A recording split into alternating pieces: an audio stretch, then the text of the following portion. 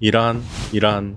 세 번이나 이란이 이길 수 없다라는 건 삼척 동자도 다 알아요. 호위됐다라는 느낌이 딱 그렇죠. 들거든요. 지금 뭐 비행기 수가 400대가 넘습니다. 전투기. 이 정도 되면 항복을 하는 게 맞거든요. 네네. 아 얘네들 왜 항복 안 하지? 네, 그렇죠. 아 이 반응이죠. 근데 이제 이란은 항복할 수가 없죠. 정확하게 제가 이란 쪽에 빙의를 해서 얘기를 한다면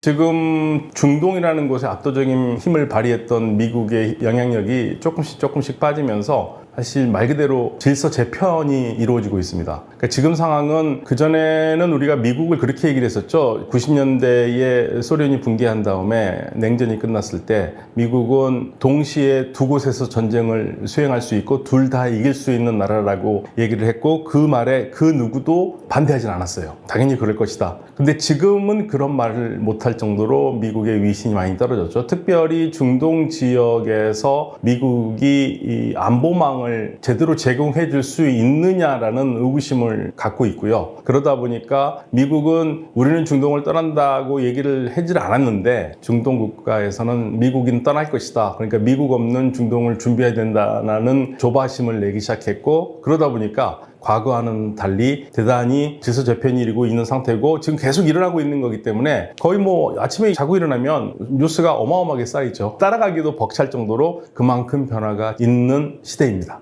중국이 기세가 아주 등등하죠, 요즘이요. 그러니까 지금 전통적인 친미 아랍 국가들이 생각이 조금씩 바뀌었어요. 미국이 친미 아랍 국가들을 제대로 보호하지 못할 것이다. 그러니까 미국의 힘이 완전히 빠져간다. 그리고 미국이 떠날 것이다. 뭐 지금 당장 떠나지 않더라도 점차적으로 떠날 것이다. 그런 분위기가 보인다. 그러면 우리가 빨리 준비를 하겠다. 그러다 보니까 중동 아랍 지역에서는 어떤 생각을 가지고 있냐면 어떤 나라와도 우리는 적대시하지 않고 우리에게 도움이 된다면 손을 잡고 같이 가겠다. 미국이 도움이 된다면 미국하고 손을 잡는데 미국이 뭐 한 이쪽 부분에서 좀 부족하다. 그런데 그 부분을 중국이 뭐 도와준다면 중국과 손 잡겠다. 또 중국이 조금 이상하다 그러면 러시아하고도 손잡겠다. 그러니까 우리가 생각하기에 미국 아니면 중국 이런 공식이 아니에요. 지금 중동은 누구나하고도 손을 잡는 겁니다. 서로가 기대면서 상호 의존하면서 가는 그러한 세계를 지금 얘기를 하고 있습니다.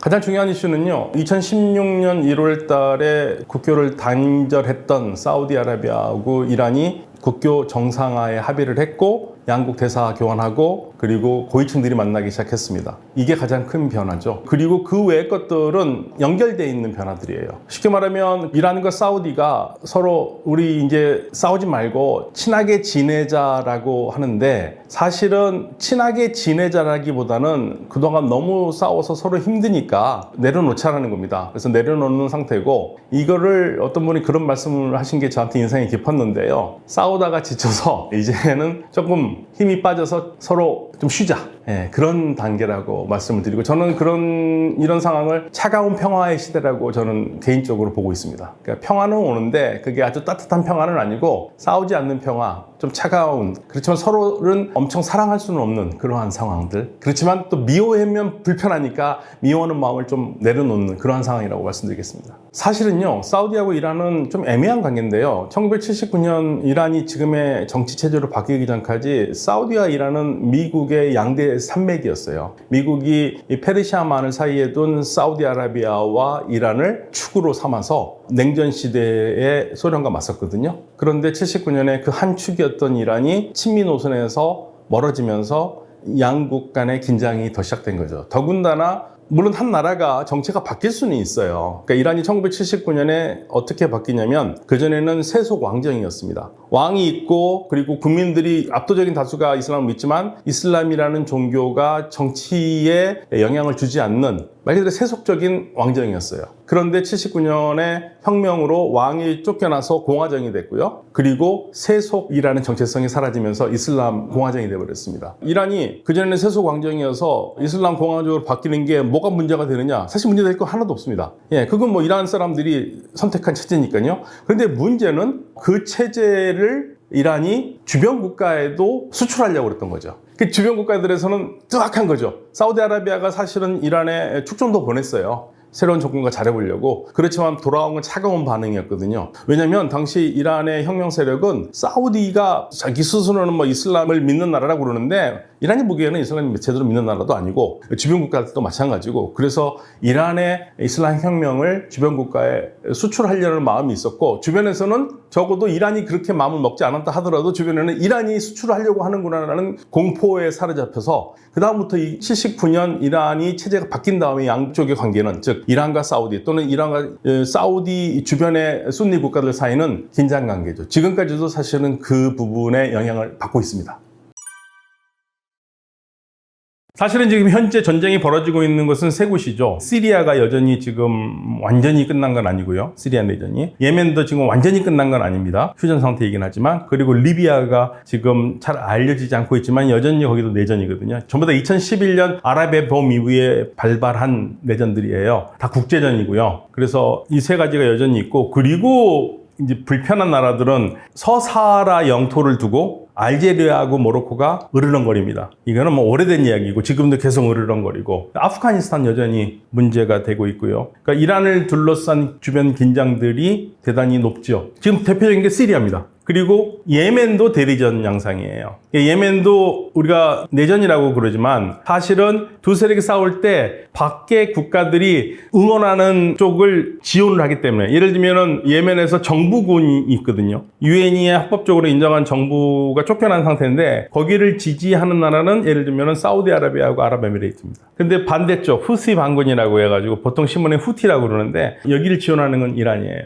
그러니까 둘이서 정부군과 반정부군이 어떻게 해서 싸워서 둘이 끝내면 되는데 끝내지는 못하고, 끝내려고 그러면 상대에서 밀어주고 밖에서 쓰러지면 안 돼, 일어나야지, 그리고 돈 뭐 대주고, 그러니까 이게 안 되는 겁니다. 그리고 시리아 내전 같은 경우에도 보면은요, 시리아는 정부군과 반정부군이거든요. 정부군을 지지하는 것은 이란, 러시아예요. 그리고 반정부군을 지지하는 건 미국과 아랍 국가들이에요. 그런데 거기에 또 하나 변수가 등장한 게 이슬람 극단주의자들이 등장했잖아요. 그러니까 극단주의자들은 또 국제적으로 지원을 받잖아요. 극단주의자들 루트를 통해서. 그러니까 이 싸움이 끝나지를 않죠. 12년이 넘었습니다. 시리아도 그렇고 예멘은 지정학적인 위치 때문에 그래요. 그러니까 시리아를 정부를 지키고 싶은 나라는 이란과 러시아거든요. 이 정부군이 자리를 잡고 있어야지만이 국익에 도움이 되고, 이란은 혁명의 이념을 계속적으로 전파할 수 있기 때문에. 그러니까 반대로 이란이 싫으니까 아랍 국가들은 끌어내려고 싸움에 들어간 거죠. 그러니까 이거는, 시리아는 자원이 있는 나라가 아닙니다. 그런데 그 위치가 보통 학자들이 뭐라 그러냐면 린치핀이라고 그래요. 우리가 마차를 보시면 마차 바퀴가 축하고 떨어지지 않게 하려면 이렇게 핀을 이렇게 꽂아 놓거든요. 그게 빠지면 어떻게 되겠습니까? 바퀴 빠지고 마차 무너지잖아요. 시리아가 그런 곳입니다. 시리아가 흔들리면 중동 전체가 다 흔들리는 그러한 구조이기 때문에, 그래서 여기는 지정학적 위치 때문에 싸움이 되는 거죠. 예를 들면 세계적으로 유명한 지정학적 위치가 어디입니까? 우리나라지 않습니까? 공산주의 세력과 자본주의 세력, 자유주의 세계가 맞부딪히는 곳이지 않습니까? 그러니까 미국과 소련이 직접 부딪히지 않게 해서 일종의 완충지대로 놓은 게 한반도인데, 그런 거 똑같은 거죠. 그러니까 우리 문제가 이렇게 잘 안 풀리는 거하고 똑같습니다.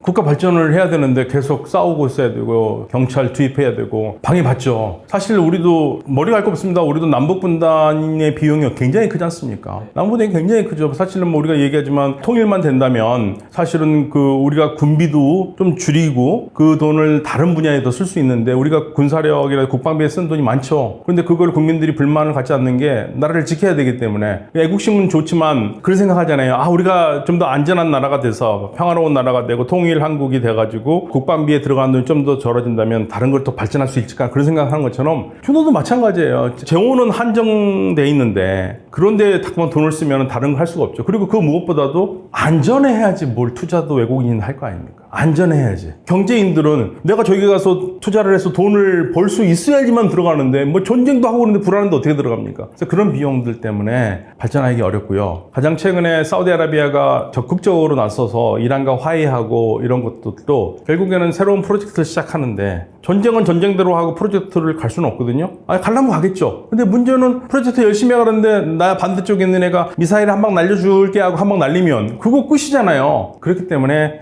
일단은 경제 발전을 위해서는 정치 질서가 안정이 돼 있어야 되고 그러한 분쟁이 없어야 되는 게 맞죠. 근데 사실은 실질적으로 지금 2011년 이후로 이쪽 지역이 완전히 한번 뒤집어졌는데요. 이런 상황으로 계속 갈 수도 있었겠죠. 그냥 한번 시작했으니까 끝을 보자. 끝까지 싸워보자. 할 수는 있겠지만 전 세계가 지금 어떻게 갑니까? 전 세계가 지금 새로운 에너지 시대로 간다고 지금 난리를 치고 있는데 그럼 새로운 에너지 시대로 가면 이 중동 이 지역에서 나오는 석유를 어디다 팔아먹어요? 석유는 어디다 팔아요? 팔기는 팔겠죠. 근데 이쪽 지역은 석유밖에 없거든요. 그래서 지금 안 되겠다. 이러다가 우리 끝나겠다 해서 지금 자 빨리 그만 우리 힘들지 않냐. 우리 그동안 너무 많이 싸웠고 그래서 조금 이제 싸우지는 말자. 우리가 서로 사랑하지는 않지만 진짜 싸우지는 말자. 네, 그래서 지금 그 상황이에요. 그 상황으로 지금 가고 있는 상태입니다. 그래서 뭐 지금 이란과 사우디가 너무 사랑해서 소리 뽀뽀하고 그런 게 아니라 너무 지쳐서 힘들어. 그냥 그만 싸우자. 서로 좋은 거 없지 않냐? 느낀 거예요. 서로가. 이렇게 싸움이 계속되면은 아무것도 할 수 없다는 거를. 그래서 이제 그 단계로 가고 있습니다. 지금.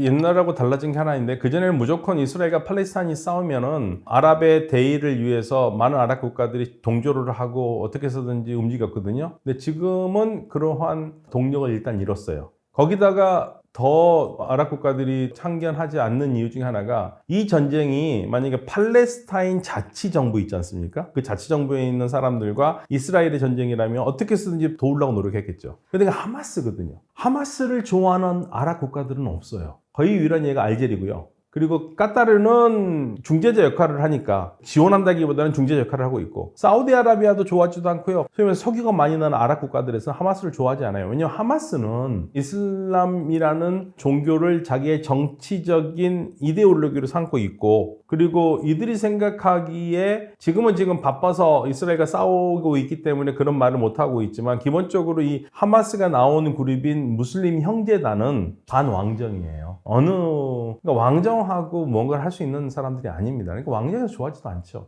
그래서 처음에 전쟁이 났었을 때부터 사우디아라비아의 무함마드 빈 살만 왕세자가 하마스 지지한다는 말 한마디도 안 했잖아요. 팔레스타인의 대의를 지지한다고 그랬죠. 팔레스타인 사람들을 지원하고 지지한다고 그랬죠. 그거는 하마스를 지원한다는 게 아니에요.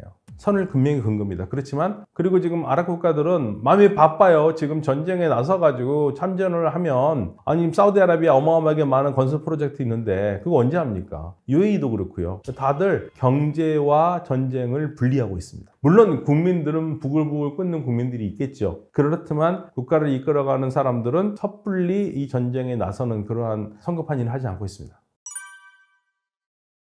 미국은 네탄야후 총리를 막을 수 있는 방법이 없어요. 그러니까 사실은 막으려면 막을 수 있겠죠. 무기를 안 주면 되는데 미국은 무기는 안 줄 수는 없다라는 이야기고요. 그러니까 미국의 입장이 참 양손에 떡을 쥐고 둘 다 놓지 않으려고 그러는데 한쪽엔 떡으로는 친이스라엘 입장을 취해요. 그래서 무기를 준다. 또 한쪽의 입장에서는 전쟁을 반대하는 사람 입장에 서서 우리는 인도적 지원이라든지 이스라엘에 압력을 해서 더 이상 민간인 피해가 없게 하겠다 하면서 휴전을 할 수도 있다라는 얘기로 계속 날리고 있거든요. 미국은 휴전을 하지도 못하고 그렇다고 해서 휴전에 이르는 협상도 하지 못하는 상태에서 전쟁을 계속하려는 사람들과 휴전을 원하는 사람들의 입맛을 다 맞추려고 지금 노력하고 있어요. 이게 지금 미국이 가지고 있는 가장 큰 딜레마고요. 이스라엘은 미국이 어떻게 했든 간에 우리의 목표는 뚜렷하다. 뚜렷하기 때문에 전쟁을 계속하겠다. 올 연말까지도 할 수 있다고 이미 밝힌 적이 있었고 그러다 보니까 이제 미국은 지금 휴전보다도 어디에 지금 또 초점을 두고 있냐면 이러한 네탄야후를 정권에서 끌어내리는 게 더 빠를 거 아닙니까? 그래서 네탄야후 정부의 붕괴를 할 수 있는 방법을 취하려고 노력을 하고 있는데 그래서 뭐 나오는 얘기가 바이든 행정부에서 다시 한번 그러니까 바이든 대통령이 이스라엘을 방문해서 네탄야후를 반대쪽에 있는 사람들에게 힘을 실어주는 그러한 계획도 갖고 있다는 얘기가 나오고 있습니다.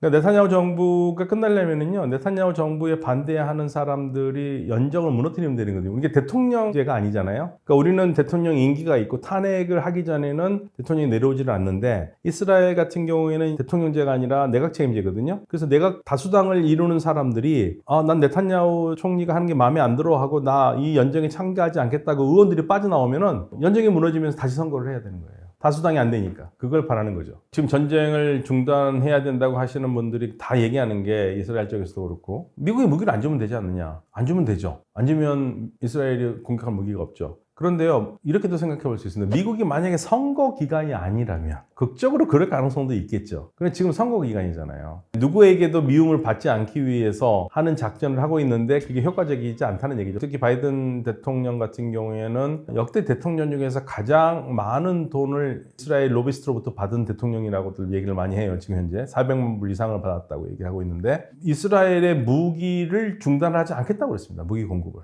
그 대신 민간인 피해를 최소화하고 인도적 지원을 하면서 전쟁을 비극적으로 하지 않도록 막아보겠다고 얘기를 하고 있지만, 무기를 주는 한 휴전은 어렵죠. 이스라엘이 스스로가 아마 이 정도면 됐으니까 그만할게 라고 하기 전까지는 지금 미국이 막지를 못하고 있어요. 2007년에 미국을 비롯해서 전 세계의 정치학계를 한번 뒤흔든 책이 하나 나왔는데요. Israel Lobby and the US Foreign Policy. 이게 이제 존 미어샤이머 시카고 대학 교수와 함께 여러 몇몇 학자들이 공조를 한 건데, 이 책의 내용은 그거예요. 미국은 이스라엘 로비 때문에 미국의 독립적인 미국의 국익에 맞는 외교 정책을 하지 못한다. 그게 이제 하나의 답이 될 수 있겠습니다. 그리고 두 번째로는 미국 내에는 오랫동안, 미국은 이제 그리스도교가 굉장히 강한 나라잖아요. 기독교가 굉장히 강한 나라인데, 여기서 제가 말하는 그리스도교랑 기독교는 같은 말입니다. 크리스찬들이 굉장히 강한 나라인데, 크리스찬들 중에서 특히 어떤 사람들이 강하냐면 이스라엘에 감정이입이 된, 즉 시온주의를 지지하는 크리스찬들이 많아요.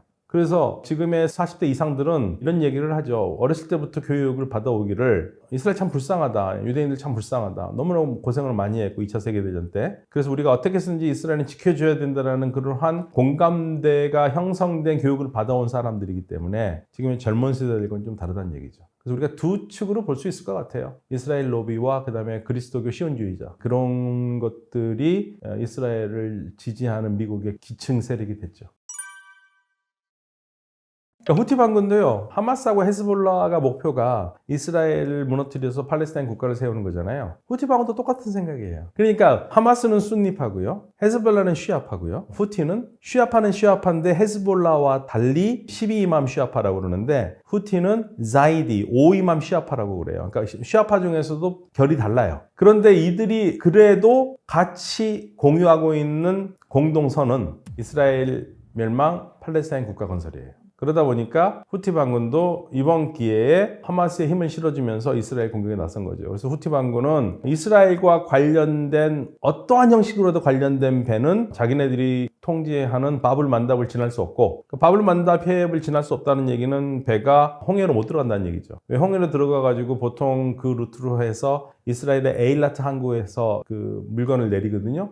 그거를 아예 그냥 차단하는 겁니다. 그러다 보니까 배들이 나는 이스라엘과 관계없는 배인데 갈 수 있지라고 하는 게 아니라 난 이스라엘과 관계가 없지만 이거 가다가 잘못해가지고 후티가 잘못 알아서 우리가 이스라엘과 관계 있는 배라고 생각해서 때릴 수 모르니까 나 무서워 돌아갈래 하고 지금 다 희망봉으로 돌아가는 거죠. 사실은 처음에는 선사들이 딱 보니까 이스라엘과 관계된 배만 때리니까 그러면 이스라엘로 굳이 안 가는 배는 괜찮겠다고 움직여 볼래다가 사고 위험이 높거든요. 그러니까 다 돌아버린 거예요. 돌아서 이렇게 빙 돌아서 가고, 그러다 보니까 우리나라도 통계를 보니까 2월 달에 유럽으로 가는 운반비가, 운송비가 거의 40%가량 증가했다는 거예요. 그러니까 배로 가는 게 가격이 올라가잖아요. 위험 때문에. 그러니까 이제 선사들은 짧은 기간 아주 반짝 특수를 누리고 있겠지만, 물건을 파는 입장에서는 운송비가 비싸지니까 당연히 제품비가 올라가고 물가도 올라가고 그런 상황이 지금 이루어지고 있는 거죠.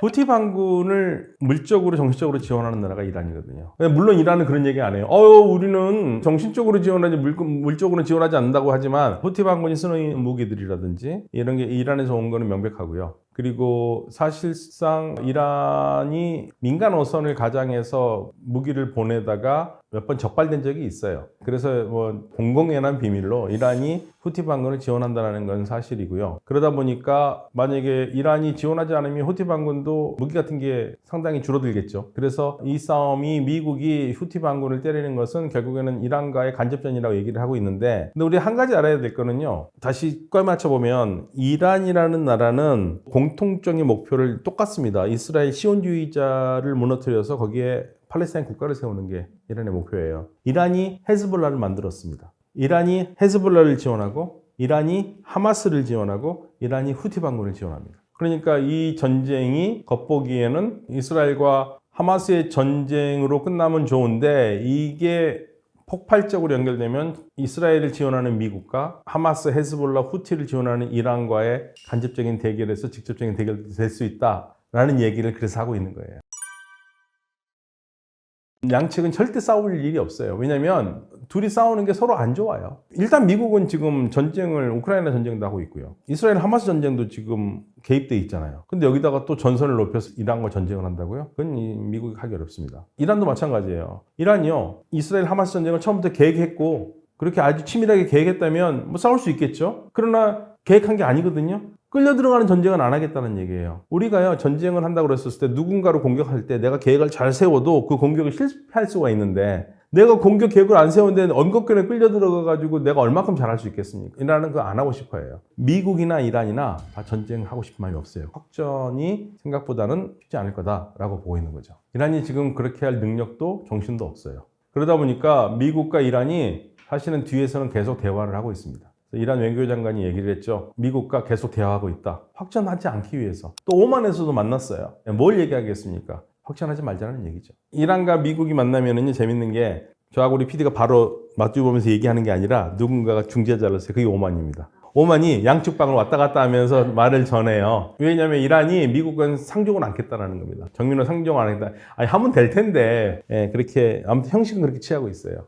지금은 양측 다 이 지역에서 전쟁이 나면 안 된다라는 생각을 가지고 있고 어떻게 해서든지 이 긴장 관계를 늦추려고 노력을 하고 있고요. 그러다 보니까 이제 어떤 얘기가 나오냐면 헤즈볼라가 우리는 이란이 개입 안 해도 우리가 전쟁할 수 있으니까 이란이 굳이 개입할 필요 없다까지 얘기하고 있어요. 그건 무슨 말이냐면 그동안에 많은 사람들이 야 이란이 헤즈볼라를 지원하니까 헤즈볼라가 지금 쉽게 말해서 간이 부어가지고 이스라엘과 한번 하려고 그런 것 같다 이렇게 하잖아요. 근데 만약에 이란이 지원해가지고 헤즈볼라가 전쟁을 하면 이게 전쟁이 커지잖아요. 그럼 이란은 헤즈볼라를 지원할 수 없거든요. 지원하면은 진짜 전쟁이 커져요. 그러니까 이란은 헤즈볼라가 전쟁 안 했으면 좋겠다 생각하겠죠. 왜냐면 그러면 미국도 안 할 테니까. 그러니까 이제 그거를 읽은 거죠. 헤즈볼라도. 그래서 헤즈볼라가 뭐라고 그러냐면 굳이 이란이 끼어지지 않고 이란이 없어도 우리가 할 수 있다. 그러니까 나는 지금 쉽게 말하면 1대1로 한번 싸워보겠다 이스라엘과 그 결의를 보였어요. 그건 무슨 말이냐면 우리가 이스라엘과 싸운다고 해서 확전이 되지 않을 것이다. 확전 걱정하지 말아라. 난 싸운다. 그래도 굳이 이란이 끼어들 필요 없다. 왜냐면 이란이 끼어들면 확전이 될 거고 그러면 피해가 너무 클 테니까 그냥 나 한 판 할 수 있어. 난 능력 돼. 이렇게 보여준 거죠. 2006년에 둘이 한번 붙었죠. 근데 뭐 이스라엘이 피해를 훨씬 더 많이 주긴 했지만 다들 그 얘기를 하죠. 이스라엘이 완전하게 헤즈볼라를 장악하지 못했다. 이스라엘 군인들의 무패 신화가 처음으로 깨진 전쟁이라는 얘기를 많이 했고 헤즈볼라와 이스라엘 전쟁을 두고 이란이나 친 헤즈볼라 쪽에서는 야 헤즈볼라도 못 이기는 이스라엘이 뭐 더 큰 이란은 이런 나라를 어떻게 이겨? 막 이렇게 비아냥거리기도 했거든요. 그런데 하나 확실한 거는 하마스보다는 헤즈볼라가 훨씬 어려운 적이라는 얘기죠. 그런데 이제 헤즈볼라는 약점이 하나 있습니다. 약점이 뭐냐면요. 헤즈볼라가 어찌됐든 간에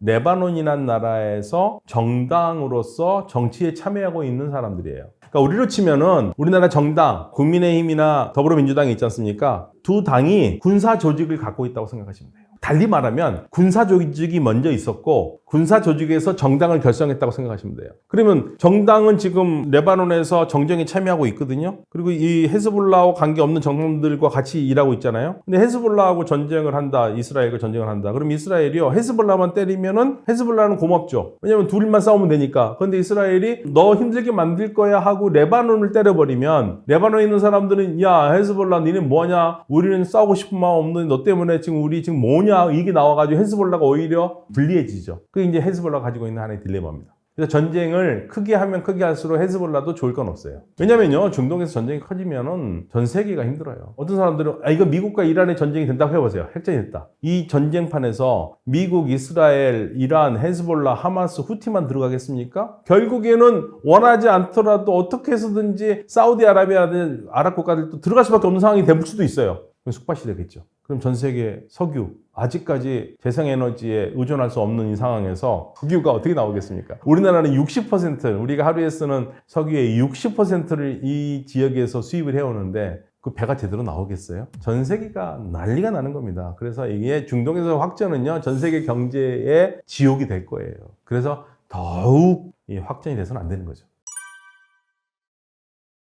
미국이 중동에 얽힌 전쟁이라는 것은 결국 아랍-이스라엘 전쟁이죠. 아랍-이스라엘 전쟁인데 1948년 이스라엘이 독립하면서 바로 벌어진 제1차 독립전쟁. 그리고 2차는 수에즈 운하를 이집트가 국유화하면서 여기에 발끈한 영국과 프랑스가 힘을 합치고 그 다음에 이집트가 눈에 가시였던 이스라엘이 영국, 프랑스에 같이 들어서면서 전쟁했던 제2차 중동전쟁. 3차는 이스라엘이 기습 공격한 67년 3차 6.1 전쟁, 3차 전쟁. 그리고 4차가 1973년 이집트가 3차 전쟁에서의 치욕을 씻기 위해서 기습 공격한 제4차 전쟁. 이 네 번의 전쟁이 중동 전쟁인데 다 미국이 관계가 있어요. 특히 가장 관계가 깊은 전쟁 중에 하나는 2차부터입니다. 사실 1차 전쟁에서 독립전쟁에서 미국의 역할은 그렇게 크지 않았습니다. 근데 이스라엘의 독립을 가장 먼저 승인한 나라가 미국이에요. 근데 2차 전쟁에서는 이집트를 소련한테 뺏기기 싫었던 미국이 영국과 프랑스, 이스라엘이 힘을 합쳐서 이집트를 공격한 거를 막았어요. 공격해서 뭐 전쟁은 사실 이길 수가 없죠, 이집트가. 근데 미국과 소련의 압력으로 물러났고 4차 전쟁이 이제 가장 미국과 밀접한 관계가 있는 전쟁이라 할 수 있는데요. 이집트가 계속 공격을 해가지고 정가를 대단히 많이 올렸거든요. 그때 패배의 구렁텅이에 빠질 수 있었던 이스라엘을 살린 거는 미국이 무기를 줬기 때문이에요.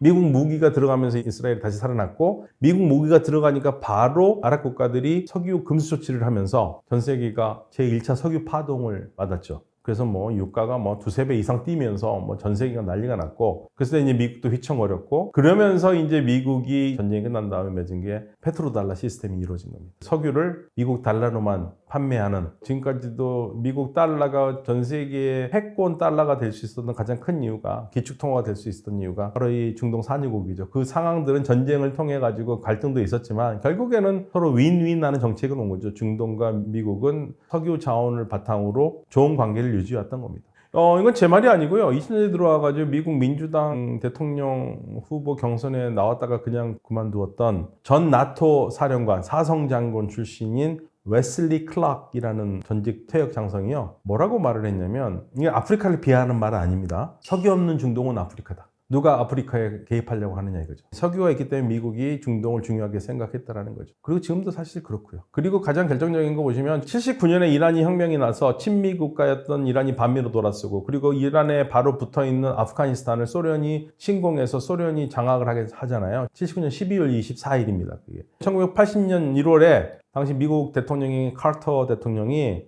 미국 대통령은 해마다 연초에 국정연설을 하거든요. State of the Union Address에서 페르시아만 지역은 미국 자원 안보의 핵심적인 곳인데 이곳을 미국의 국익을 침해하는 나라가 있으면 군사력을 써서라도 막겠다는 얘기할 정도로 미국의 중동 지역은 자원 안보에 가장 중요한 곳이죠. 미국이 직접 참여한 전쟁으로 대표적인 게 91년 제1차 걸프 전쟁.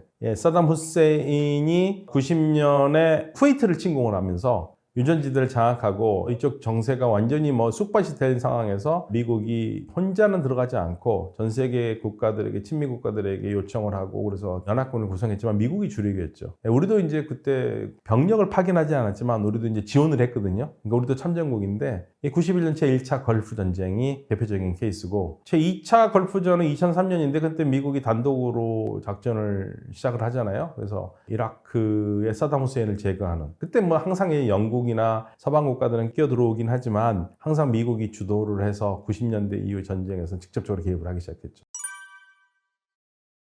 이스라엘 하마스 전쟁이요? 전혀요. 일단 이스라엘 하마스 전쟁은 석유와 상관없잖아요. 그리고 이스라엘이 막을 수 있는 전쟁인데 미국이 들어올 필요는 없고 미국은 지금 전쟁을 안 하기를 바라고 있는 것 뿐이죠. 만약에 이게 상황이 뭐 굉장히 하마스가 강하고 이스라엘이 수세에 몰려서 패배 직전이고 그러면 미국이 도와줄 가능성이 굉장히 크죠. 그렇지만 뭐 그런 건 아닌데요. 지금 뭐 이스라엘이 어른이고 하마스는 아이인데 이 싸움에 미국이 들어갈 필요도 없는 거고 말리려고 하는 척은 하고 있죠. 가자 휴전을 3번이나 유엔에서 상정을 했는데 미국은 3번 다 거부했잖아요. 그러니까 미국의 내심 저는 이렇게 하는 게 가장 정확한 미국의 태도라고 봐요. 지금 현재로서 뭐냐면 하마스는 정리를 하되 민간인 좀 안 다치게 해라. 이게 미국의 메시지라고 봐요, 저는. 이스라엘에게 주는 메시지. 근데 이제 민간이 안 다칠 수가 없죠.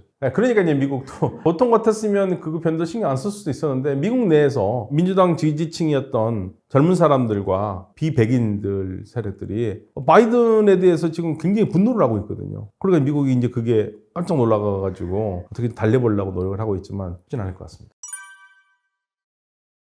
중동 국가들이 마음이 상했죠. 대표적인 케이스가 2019년 9월 14일로 제가 기억하는데요. 후시 반군이 드론과 미사일 쏴서 약 1000km 떨어진 사우디아라비아 동부 해안에 유전 두 곳을 타격합니다. 사우디아라비아가 하루에 생산하는 석유가 한 1000만 배럴 정도 되는데 아부가이크하고 프라이스 유전 두 개가 타격을 받으면서 500만 배럴이 날아가거든요. 자, 그러면은요, 1980년에 카터가 페르시아만 지역은 미국 자원안보의 가장 중요한 곳이기 때문에 여기를 미국의 국익을 건드린다라는 가만두지 않겠다라고 얘기를 한 게 그게 그 유명한 카터 독트린이에요. 카터 독트린에 따르면 이게 지금 페르시아만에 미국의 첨예한 자원안보가 걸려 있는 곳인데 무려 500만 배럴이 날아갔잖아요, 하루에. 그럼 미국이 개입해야죠. 그런데 당시 대통령이었던 트럼프 대통령이 이거는 우리 미국을 향한 공격이 아니다. 이 사우디를 공격한 거지 미국을 향한 공격은 아니고 다만 사우디가 원하면 우리가 도와주겠다. 도와주는데 당연히 그 방위비는 사우디가 내야 된다는 얘기죠. 자, 그렇게 되면 그동안 미국을 바라보던 사우디의 입장은 달라질 수밖에 없지 않습니까? 국민들이 실질적으로 아주 상징적인 사건이에요. 더 이상 중동 국가들은 미국의 안보를 믿기 어렵다. 미국은 중동에 관심이 없다. 왜냐하면 첫째, 미국은 중동에 석유가 필요 없을 만큼이나 미국의 오일 앤 셰일 가스가 있고, 두 번째로 중동에 지금 머리를 쓸 정신이 없다. 왜냐하면 중국을 막아야 되니까. 미국의 생각에는 지금 가장 중요한 정책은 중국 정책이다. 중동이 아니다. 그러다 보니까 그러면 우리도 빨리 살 길을 찾아야겠다. 그러면서 열심히 지금 자기 살 길을 찾고 있는 거죠. 근데 중동 국가들도 그렇게 얘기해요. 예를 들면 대표적으로 제가 세 나라만 얘기할게요. 사우디아라비아, UAE, 카타르가요. 똑같은 얘기를 합니다. 특히 그 석유 생산을 담당하고 있는 핵심 지도자들이 뭐라고 그러냐면 석유를 안 쓰는 세상은 오지 않는다. 석유는 쓴다 이거예요. 아무리 안 쓴다고 노력해봤자 최소한 60% 쓸 수밖에 없다. 그러면 지금 친환경으로 뭐 에너지 하는 것보다 더 중요한 거는 석유 생산을 좀 더 친환경적으로 할 수 있는 방법을 찾는 게 뭐 전기차라든지 수소차 이런 것보다 훨씬 더 중요하다라고 얘기를 하고 있는 거고. 그래서 이제 유럽에서는 아예 그건 네 소리고 우리는 아예 화석이 없는 세상으로 갈 거야. 그게 부딪히는 거죠. 산유국들은요. 탈화석연료를 달갑지 않게 생각해요. 지금 내가 다른 게 있어서 예를 들면 나 석유 말고 다른 것도 팔 게 있어. 그럼 석유 좀 덜 팔고 다른 거 팔면 되지. 이런 나라면 오케이 할 텐데 다른 게 없고 석유밖에 없지 않습니까? 내가 석유를 항상 100을 팔았는데 다른 나라가 안 사서 60밖에 못 판다면 그럼 난 어떡합니까? 나머지 40을 어디서 벌충을 해야 돼요? 다 전부 다들 어쩔 수 없이 울며 겨자 먹기로라도 석유 외에 산업을 할 수밖에 없는 거고 그래서 산업 다각화를 할 수밖에 없는 거예요. 제가 우리 PD님하고 친하게 지냈는데 PD님한테 이런 걸 많이 내가 얻었는데 어느 날 갑자기 다른 출연자하고 친해져 나한테 주는 걸 좀 적게줘요. 그러면 저는 가만히 계속 기다리고만 있어야 될까요? 아니죠. 다른 PD하고도 친해져야 될 거 아닙니까?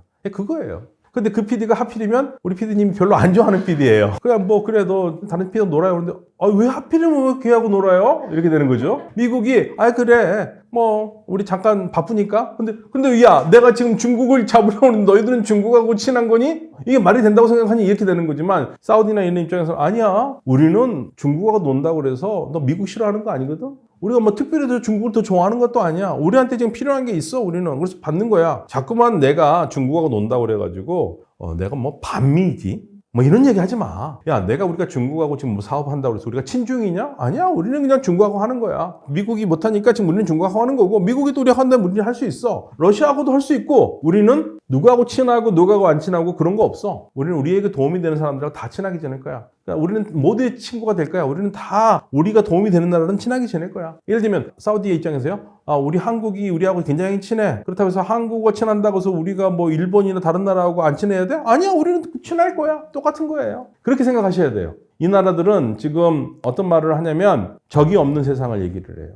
경제 발전해야 되지 않습니까? 경제 발전해야 되는데 중국이 미국하고 안 친하니까 중국하고 지금 사업을 해야 되는데 미국 눈치 보고 중국하고 안 해? 그런 건 없다 이거예요. 그렇게 이해하시면 현재 중동이 무슨 일이 하는지 금방 이해가 가요. 그렇게 중국이랑 교류를 한다고 해서 기분 나쁘죠. 미국이 9월 9일에서 9월 10일에 G20 정상회담 때 뉴델리에서 열렸잖아요. 거기에서 미국이 주축이 돼가지고 인도 그리고 중동 국가들 그리고 유럽 국가들이 이스라엘과 모여서 뭐를 결정했냐면 인도에서 문드라 항구라고 얘기하는 제2의 항구요. 문드라에서 물건을 실어서 배로 아랍에미레이트의 푸자이라가 있습니다. 푸자이라 항구에 물건을 내려요. 그래서 그걸 기차로 옮겨 타요. 그래서 UAE에서 기차로 가서 사우디아라비아를 통해서 요르단으로 거쳐서 이스라엘 하이파까지 갑니다. 이스라엘 하이파가 항구 도시거든요. 그래서 물건을 내려서 배에다 실어서 유럽으로 뿌려주는. 유럽에서 이탈리아가 중국과 실크로드를 하고 있었거든요. 이탈리아가 그 탈퇴를 했어요. 그 라인으로 들어가는 겁니다. 자, 그게 무슨 말이냐? 인도, 중동, 유럽으로 이어지는 경제 회랑이라고 그랬습니다. IMEC라고 경제 회랑을 합의했어요.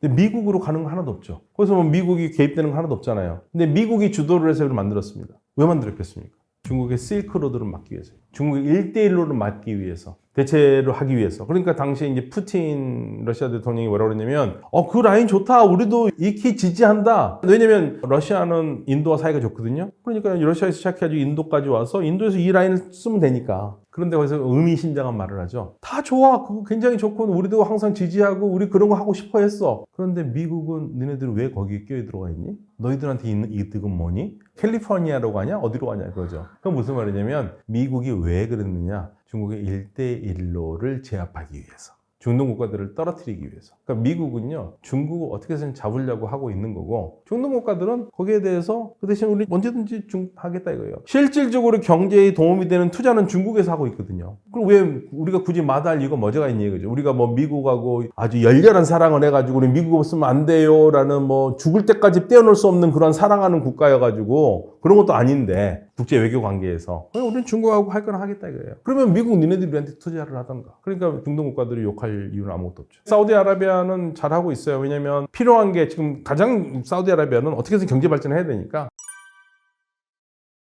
근데 역대 있잖아요. 어떤 대통령이든 간에 오바마 때부터 바이든 대통령 때까지 우리는 중국 잡으러 떠나니까 우리 중동 잠깐 떠날게 이런 말 한 번도 한 적 없어요. 그런데 중동 국가들이 딱 보기에는 말은 떠난다고 얘기를 않지만 서서히 한 발씩 빼는구나 라는 거를 다 봤어요. 그러니까 바이든 대통령이 중동 갔었을 때 처음으로 우리는 중동을 떠나지 않는다는 얘기를 처음 한 겁니다. 마음이 급하니까. 그렇게 된 거예요. 트럼프 대통령이 처음 집권할 때와는 지금 중동의 상황이 좀 달라요. 트럼프 대통령이 집권했었을 때, 그리고 트럼프 대통령이 밀어붙였던 거는 예를 들면 중동에서 이란을 콘으로 밀어붙이는 작전을 했잖아요. 그리고 그때 트럼프 대통령이 동조했던 나라들이 지금 아랍 국가들이었었어요. 이란을 본때를 보여주고 싶었으니까. 근데 지금은 전혀 아니거든요. 지금의 중동 국가들은요, 2016년에 오바마 대통령이 충고를 한 게 홀드 피스라도 하라고 그랬었습니다. 왜 이웃끼리 싸우지? 이웃은 못 바꾸는 거니까. 차가운 평화라도 하라고 그랬는데 그때는 아무 말도 그 말 안 들었거든요. 근데 지금은 그 말대로 어느 정도 하고 있어요. 차가운 평화. 그러니까 사우디아라비아하고 이란이 2023년 3월 달에 외교 관계를 다시 수립한 것도 서로 좋아서 사랑해 산 게 아니에요. 최소한 싸우지는 말아야 되지 않겠느냐라는 생각에, 왜냐하면 사우디아라비아 바쁘잖아요. 경제 발전해야 되니까. 경제 발전하고 있는데 이란과 사이가 나빠가지고 이란이 직접 때리지 않더라도 이란을 지지하는 후티 반군이 사우디를 또 미사일 날릴 수 있잖아요. 그러니까 그런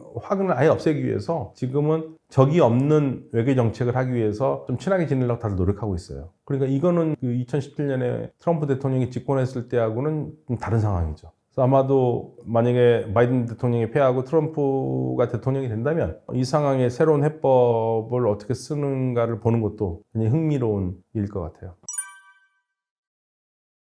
이스라엘이 지금 상당히 그 헤즈볼라를 곤혹스럽게 만들고 있는데요. 이 전쟁의 시작은 사실은 이스라엘 하마스 전쟁에서 시작됐죠. 작년 10월 7일에요. 그런데 10월 8일부터 헤즈볼라가 하마스와 연대하기 위해서 이스라엘 북부 쪽으로 계속 로켓을 발사했습니다. 그러니까 이스라엘과 레바논은 붙어 있는 나라인데 헤즈볼라가 레바논 남부, 즉 이스라엘 북쪽에서 자리를 잡고 이스라엘 북쪽으로 로켓을 쏘다 보니까 이스라엘 정부가 국경에서 5km 내에 있는 지점에 있는 주민 6만 명을 지금 피난시킨 상황이거든요. 그러니까 피난한 주민들이 지금 1년째 자기 집으로 들어가지 못하고 정부가 주는 생활비로 호텔이나 아니면 친지집에서 생활을 하고 있습니다. 그래서 이스라엘은 이들 북부 주민들을 다시 고향으로 되돌아 보내기 위해서는 헤즈볼라가 공격을 멈춰야 되는데 공격을 멈추는 것뿐만 아니라 아예 근본적으로 헤즈볼라 헤즈볼라가 리타니 강이라고 북쪽에 강이 있거든요. 거기까지 물러가라. 사실 이제 이게 무슨 말이냐면은 2006년에 이스라엘과 헤즈볼라가 전쟁을 했었을 때 싸움을 말리기 위해서 유엔이 결의안을 채택합니다. 1701호인데요. 여기에 따라서 이스라엘은 무조건 다 레바논에서 철수를 했고요. 반면에 헤즈볼라는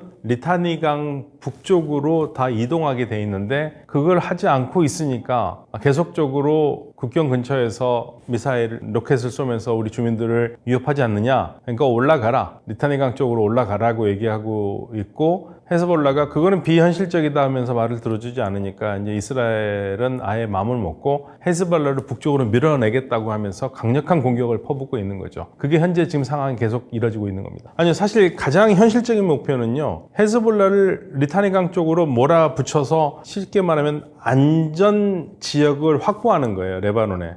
그렇게만 하면은 현재 피난가에 있는 6만 명의 주민들을 이스라엘 북부 쪽으로 되돌릴 수가 있는 거죠. 그런데 가만히 보면 지금 네타냐후 총리의 생각은 그거 같지는 않아요. 그걸 더 넘어서는 것 같습니다. 아예 이참에 헤즈볼라는 손을 봐서 헤즈볼라를 괴멸시키고 더 나아가서는 헤즈볼라나 하마스를 지원하고 있는 이란의 영향력을 완전히 끝내버리자. 그래야지만이 앞으로 이스라엘이 평화가 올 것이다. 그 생각으로 지금 더 밀어붙이고 있는 것 같습니다. 헤즈볼라는 사실은 조직이 만들어진 상황을 봐야 되는데요. 1982년에 이스라엘이 레바논을 침공을 하니까 여기에 맞서 싸우기 위한 조직을 당시 주 시리아 이란 대사가 고안을 했고요. 그의 의견을 받아서 이란 혁명수비대가 만든 조직이 헤즈볼라입니다. 1982년부터 85년까지 이 조직을 만들기 시작했고 공식적으로 발족한 건 1985년인데요. 헤즈볼라의 근본적인 목표는요. 일단은 당시에 82년에는 레바논에서 이스라엘을 철수시키는 것. 그리고 더 나아가서는 더 궁극적인 목표는 팔레스타인 해방이죠. 그러니까 팔레스타인을 해방해서 팔레스타인 국가를 세우는 게 헤즈볼라의 목표이기도 합니다.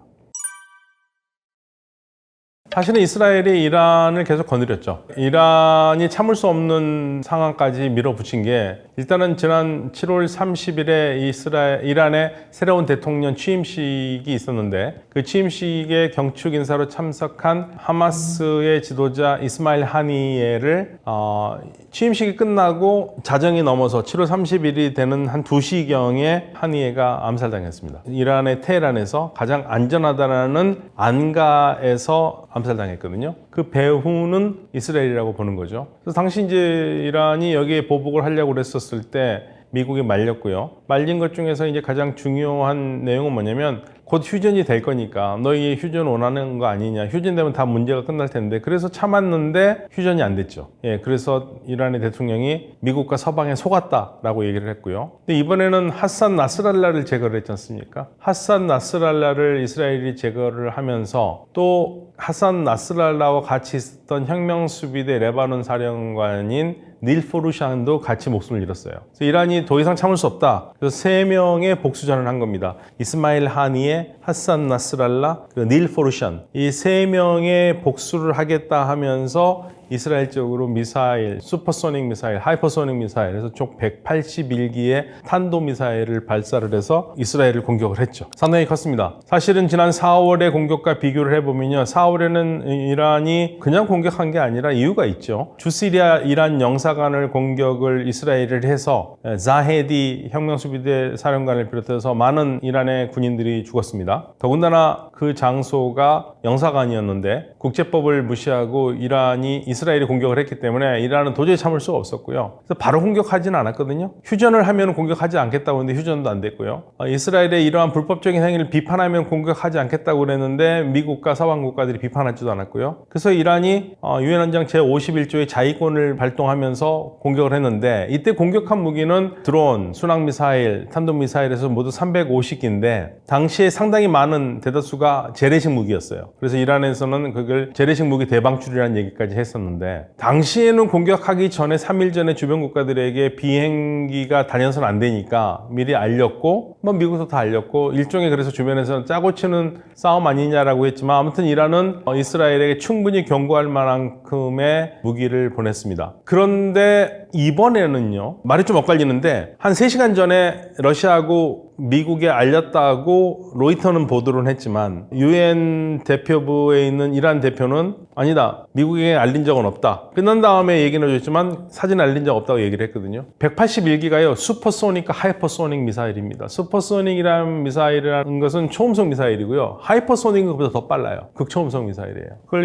이란이 이스라엘에 쐈는데 막기 어렵습니다. 결국엔 이스라엘도 처음에는 뭐 다 막았다, 피해가 없다고 그랬지만 2, 3일 지난 다음부터는 30개 정도는 방어망을 완전히 뚫었다 얘기를 했거든요. 그래서 지금 이란이 공격한 곳이 하산 나스랄라와 닐 포루샨 장군을 이스라엘이 죽였을 때 F-35와 F-15를 띄웠는데 F-35 기지인 네바팀 공군기지, F-15 기지인 핫세린 공군기지를 때렸고요. 그리고 이런 모든 정보 활동의 중심이 되는 모사드 정보기관 사령부가 있는 그 주변을 때렸고요. 그리고 아슈켈론 지역에 있는 가스전을 때렸거든요. 그리고 또 하나 지금 나오는 이야기는 이스라엘 쪽에서는 이란이 디모나에 있는 핵시설도 노린 게 아니냐라는 얘기가 나와요. 그러니까 아마도 네바틴 공군기지 쪽으로 날아가는 미사일이 핵시설을 지나서 갔을 수도 있고 아무튼 그건 확실하진 않습니다만은 이스라엘의 피해가 상당히 큽니다. 이례적으로 30발 정도가 방어망을 뚫었다고 얘기하는 것은 이례적이에요. 원래 보통 피해가 있어도 피해 없다고 얘기를 하거든요.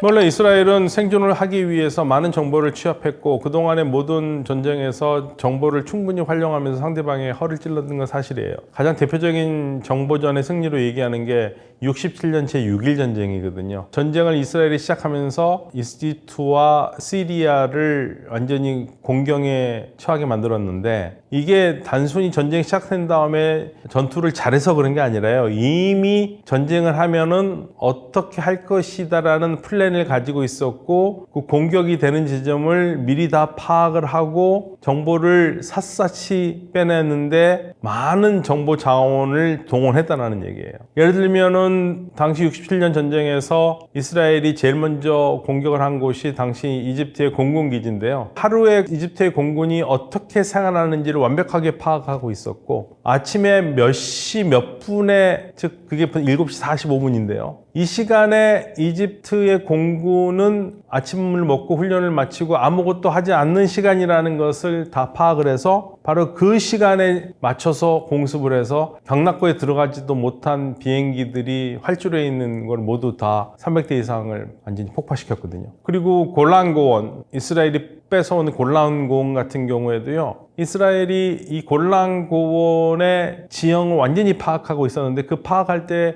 가장 중요한 역할을 했던 사람이 사업가로 신분을 세탁해서 당시 시리아 군의 핵심부와 친구가 되고 이들과 어울리면서 골란고원의 요지를 전부 다 가봤고 거기에 나무를 심어서 병사들이 햇빛을 피하는 게 좋겠다고 제언까지 했던 엘리 코헨의 아이디어가 있었기 때문에 가능한 거예요. 첩보원이죠. 그래서 엘리 코헨이 첩보원인지 모르고 시리아 군이 오케이 좋은 아이디어다 땡볕에 건성하는 우리 보초병들을 위해서 나무를 심어야겠다고 나무를 심었고 궁극적으로 전쟁이 시작됐었을 때 이스라엘의 공군기가 나무가 심어 있는 곳에 폭격해서 전부 다 무력화시켰거든요. 이런 식으로 이스라엘은 작은 나라이기 때문에 정보 자산을 충분히 활용하면서 주변 국가들을 항상 살펴보고 있었던 거죠. 그러니까 이러한 것은 과거부터 있어 왔고 지금은 더 하면 더 했지 덜 하지는 않는 상황이니까 이스라엘의 정보력은 과거부터 굉장히 훌륭하게 작동을 해왔죠. 그러겠죠. 우리가 알 수가 없는 거겠죠. 알 수가 없는 게지만 뭐 대체적으로 이번에 드러난 거 보면은 요인 암살, 요인 암살을 하는 거라든지 그리고 요인 암살을 하려면 어디 있는지 알아야 되는데 하산 나스랄라가 1992년부터 헤즈볼라의 수장으로 활동을 해왔는데 그동안 잘 숨어왔었거든요. 그런데 이번에는 완전히 다 드러났잖아요. 그런 것처럼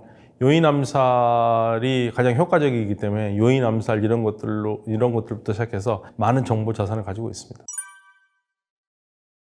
이스라엘 군사력은 상당히 좋죠. 근데 반드시 알아야 될 것은 이스라엘이 인구도 많고 하는 그런 강대국이 아니거든요. 이 무기들은 상당히 최첨단이고 좋은데 무기가 어디서 오겠습니까? 미국에서 오겠죠. 그러니까 이스라엘은 미국과 함께 전쟁을 해야지만이 이란과 제대로 된 한판 싸움을 할 수 있는 거고요. 이란과 이스라엘만 붙는다면 물론 이스라엘이 핵이 있으니까 이란도 쉽지는 않겠습니다만은 궁극적으로 이스라엘의 힘은 강력한 미국과의 동맹에서 나오죠. 이 벙커버스터는 이스라엘에서 만든 거 아니고요. 미국 미국에서 줬기 때문에 가능한 거고 이란의 미사일을 80% 이상 막았다라는 것은 상당 많은 곳에 과장되어 있는 게 있습니다. 지난 4월 달에도 그런 얘기를 했거든요. 뭐 거의 99%를 막았다고 그러는데 이게 이스라엘이 혼자 막을 수 없습니다. 아이언돔이 초음속이나 극초음속 막을 수 있는 미사일들이 아니에요. 그러면 이게 어떻게 막은 거냐? 이스라엘이 막은 게 아니라요. 미국이나 주변 국가들이 막아줬기 때문에 가능했던 거예요. 미국, 영국, 프랑스, 독일이 다 들어와서 작전을 한 거고 지난 4월만 얘기하면 지난 4월에 이스라엘이 막은 미사일 드론의 거의 50%를 미국이 막았어요. 그러니까 제가 뭐 처음부터 말씀드렸지만 이스라엘이 강하긴 한데 미국과 함께 해야지만이 강한 거지 미국의 도움 없이는 이스라엘은 전쟁을 하기가 쉽지는 않습니다. 그러니까 이란이 걱정하는 건 그거죠. 이란과 이스라엘이 붙는다면 둘이만 붙는다면 해볼 만하거든요. 그리고 사실은 국가에 큰 차이가 있어요. 이란은 당연히 지상전에 훨씬 더 많은 군인들이 있는 거고 근데 이스라엘은 핵이 있고요. 양쪽은 멀리 떨어져 있기 때문에 공중전을 주로 할 텐데 이란이 공중전 전력이 약해요. 일단 첨단 비행기가 없어요. 이스라엘 같은 경우에는 F-22라든지 F-35라든지 스텔스도 있고 F-16, F-15 다 있잖아요. 4.5세대, 5세대 전투기가 있어요. 근데 이란은 그러한 전투기가 없기 때문에 그리고 방공망도 약하기 때문에 계속적으로 러시아에게 지금 최신 방공망과 그 4.5세대 비행 전투기인 수호이 35, Su-35를 달라고 계속 요청을 했고 그런데 지금 극적으로 지금 러시아가 보낸 걸로 지금 나오고 있습니다. Su-35를 보냈다. 근데 이제 이 러시아 조종사들이 조종을 하는 건지 아니면 이란의 훈련받은 조종사들이 하는지 모르겠지만 갑작스럽게 지금 나오는 소식은 Su-35도 들어와 있고 그다음에 S-400도 들어왔다. S-400이 굉장히 뛰어난 방어망 미사일이거든요. 미국에서 말하는 사드와 같은 러시아판인데 그게 훨씬 더 러시아께 더 성능이 좋은 걸로 알고 있습니다. S-400이 있다면은 이스라엘의 최고급 전투기들의 움직임을 막을 수 있기 때문에 이란으로서는 천군만마를 얻은 셈이죠. 이렇게 되면 해볼 만하죠. 그래서 이란이 약한 거는 이 공군력인데 그래서 계속적으로 러시아에게 무기, 공중 방어망과 전투기를 요청을 했는데 이게 지금 이스라엘 공격을 앞두고 러시아에서 급히 전달했다고는 보도가 나오는 걸 보면은 준비는 할 수 있을 것 같아요. 그러나 궁극적으로 이스라엘과 이란의 전쟁은 미국과 이란의 전쟁이 될 게 뻔하기 때문에 미국이 참전을 할 거기 때문에 이럴 경우에는 러시아가 얼만큼 이란을 도와주느냐에 따라서 이란이 웃을 수도 있고 울을 수도 있습니다. 근데 지금 한 가지 상황은 러시아가 지금 우크라이나 전쟁을 하고 있기 때문에 동시에 두 전쟁을 한꺼번에 할 수는 없죠. 그래서 이란이 오롯이 미국과 싸워야 되기 때문에 이란은 그러한 위험은 감수하고 싶지 않아 합니다. 그리고 가급적이면 이스라엘과도 그렇게 맞붙을 마음이 별로 없어요. 그러니까 보복을 하겠다고 그런 거지 확전을 하겠다는 얘기는 아니었거든요. 계속 그 말을 강조를 하고 있거든요. 그래서 지금 현재로서는 이란은 전쟁을 굳이 해야 될 필요성을 못 느껴야 하는 게 정상입니다. 전쟁 안 하는 게 이란으로서는 더 나은 거예요. 미국은 지금 대선 때문에 중동 전략이 지금 엉망이 돼버렸어요. 네탄야후를 막을 수도 없고 안 막을 수도 없고 참 애매한 특히 바이든 행정부가요. 대선 때까지 이런 어정쩡한 자세가 지속될 가능성이 크고 그러니까 네탄야후 총리로서는 기회의 문은 열린 거죠. 사실 전쟁이 시작했었을 때 작년 10월에 시작했을 때 네탄야후 총리가 한 말 중에서 그런 말을 했죠. 이 전쟁이 1년 갈 수도 있다. 그때 1년이라는 게 어디겠습니까? 미국 대선 얘기하는 거거든요. 그래서 지금은 이스라엘의 시간이라고 생각하는 것 같습니다. 대선 얘기 끝나도 전반적으로 친이스라엘 정책에는 변함이 없을 텐데 그러나 대통령이 누가 되든가 대통령이 되면 일단 대통령의 목소리를 내기 시작하니까 지금보다는 더 낫겠죠. 지금보다는 더 미국이 목소리를 낼 수 있겠지만 근데 이제 문제는 미국의 친이스라엘 정책은 계속될 것이고 메샤메 교수가 이스라엘 로비와 미국의 외교 정책이라는 책에서 말했듯이 미국의 국익에 맞는 중동 정책을 할 수 없는 가장 큰 이유는 이스라엘 로비 때문에 그렇다는 거거든요. 그러니까 이스라엘 로비의 힘은 계속적으로 미국에서 작동할 것 같습니다. 그렇게 되면은 미국이 이스라엘과 상관없이 미국의 국익에 맞는다고 그래가지고 그 정책을 밀고 나가는 것을 기대하기는 어렵다는 얘기죠. 지금 마지막 관건은 이스라엘이 분명히 보복을 한다고 얘기를 했고요. 보복을 하면 이란도 우리도 가만히 있지 않겠다고 얘기를 했고 이란의 말을 듣고 공격을 멈출 이스라엘은 아닐 거라는 게 지금까지의 모든 사람들이 판단을 그렇게 하고 있기 때문에 이스라엘이 공격을 할 것 같은데 이스라엘이 얼마만큼 강도 깊은 공격을 하느냐 그리고 이란이 그 공격을 받고도 얼마만큼 인내할 수 있느냐 이거를 보면은 앞으로 전쟁이 어떻게 될 것인가가 나오겠죠. 지금 현재로서는 불확실합니다만은 이스라엘의 공격의 강도 그리고 이란의 인내의 정도가 확전이나 전면전으로 가느냐 안 가느냐를 가늠하는 중요한 두 가지 요소가 될 것 같습니다. 이제 중동 전쟁이 사실은 이제 2023년 10월 7일에 하마스가 이스라엘을 기습 공격하면서 커진 상태입니다. 보통은 이제 하마스가 이스라엘을 공격을 하면 적당한 수준에서 이스라엘이 국제사회의 압력이나 이런 것 때문에 적당히 공격한 다음에 넘어가는데 이번에는 사실은 이스라엘의 피해가 굉장히 컸어요. 그러니까 이스라엘에서는 이 하마스의 공격을 이스라엘판 9.11이라고 부를 정도로 너무나 많은 민간인들이 짧은 시간에 1200명이나 죽었다는 것은 살해당하고 그리고 한 200명 이상이 인질로 잡혀간 건 이스라엘 역사상 없던 일이거든요. 이스라엘이 도저히 물러설 수 없는 상황이었고 그러면서 하마스를 옥죄기 시작했고 보통 전쟁이 가장 길었던 전쟁이 2달인데요. 이스라엘은 그 2달을 훨씬 넘겨서 계속적으로 이번에는 아예 입참해 하마스를 정리를 하자라는 단단한 각오를 다지고 있는 것 같습니다. 그러면서 이 하마스에 항상 후원하는 그룹인 이란이라든지 그리고 헤즈볼라, 즉 중동에서 이스라엘의 안보를 위협하는 이란의 대리 세력들까지 이번 기회에 정리를 하겠다라는 생각을 감추지 않았고요. 그래서 그러한 상황 속에서 계속 전쟁이 일어나고 있습니다. 그러니까 지금 상황은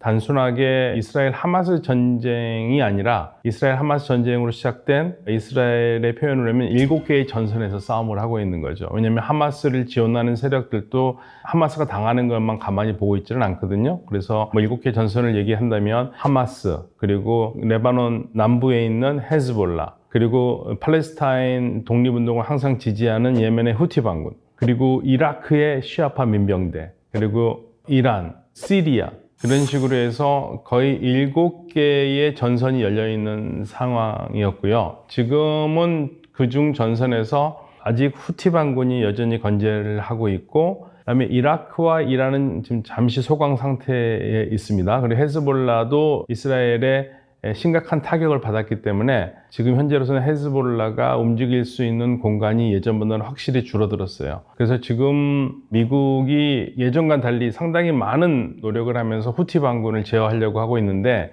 단순히 후티 반군을 제어하려는 목적만 있는 게 아니라 이란의 일종의 보여주는, 만약에 우리하고 핵협정을 제대로 하지 않고 우리가 원하는 대로 핵 문제를 해결하지 않으면 우리가 후티 반군을 때리는 것처럼 이란을 때릴 수 있다라는 그러한 본보기를 지금 보여주고 있는 거죠. 결국에는 이 핵심 배경은요, 이스라엘의 처지에서는 이스라엘의 안보에 가장 위협이 되는 나라는 사실 이란이거든요. 이란은 1979년 이란 혁명 이래로 시온주의 이스라엘 제거가 이란의 일종의 국시입니다. 국시. 국가적인 목표이기도 하고. 그래서 그러한 목표하에서 팔레스타인 독립운동을 열정적으로 지지를 해왔거든요. 단순히 그냥 말로만 지지하는 게 아니라 무기와 돈을 지원해왔어요. 예를 들면 이스라엘이 북쪽으로는 레바논과 국경을 대고 있는데 그러니까 이스라엘에서는 북부고 레바논에서 남부죠. 여기 헤즈볼라가 있지 않습니까? 이건 헤즈볼라는 이란이 만든 대리 조직이에요. 그러니까 이란이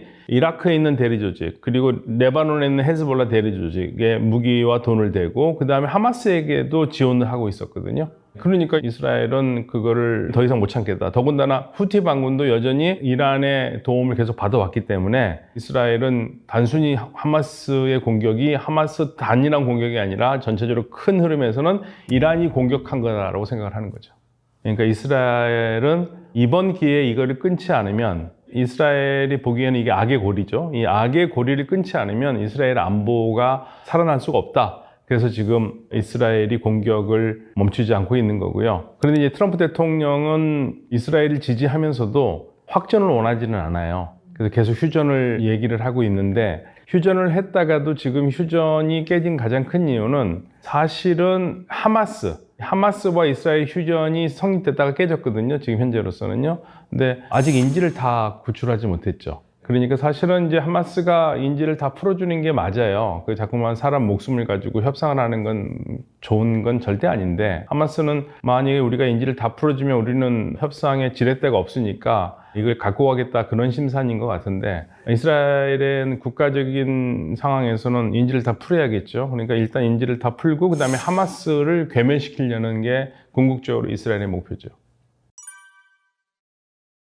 사실 바이든도 전쟁을 원하지 않았겠죠. 예, 바이든도 이제 이스라엘에 항상 주문을 했던 게, 쉽게 말하면 이런 거예요. 니네 맞은 거 나도 참 마음이 아파. 그러니까 맞은 만큼만 보복을 해라. 근데 그 이상을 하니까, 그 이상 한다는 얘기는 이스라엘은 그래요. 아니, 우리가 민간인을 죽이려고 하는 게 아니라 하마스 이 못된 애들이 민간인 사이에 껴있기 때문에 하마스를 죽이다 보니까 민간인이 죽인 거지, 우리가 민간인을 타겟을 한 거 아니다 그러고, 미국은 아니 그래도 좀 살살 좀 해라, 너무 심하지 않느냐, 이런 식으로 해가지고 사실은 바이든 행정부가 많이 막으려고 했지만 막지는 못했고요. 트럼프는 대통령 되기 전부터 얘기를 했습니다. 대통령 된 다음에도요, 내가 취임식을 하는 1월 20일까지 전쟁을 끝내라. 그래서 네탄야후 이스라엘 총리가 사실은 울며 겨자 먹기로 일단은 트럼프 말을 들어준 거였죠. 그러니까 트럼프 대통령은 미국이 전쟁에 개입하기도 싫어하고 전쟁을 많은 거를 원하지 않아요. 그러니까 트럼프 행정부의 아주 대표적인 구호 중에 하나가 하던 전쟁 멈추고 새로운 전쟁 하지 않는다는 거거든요.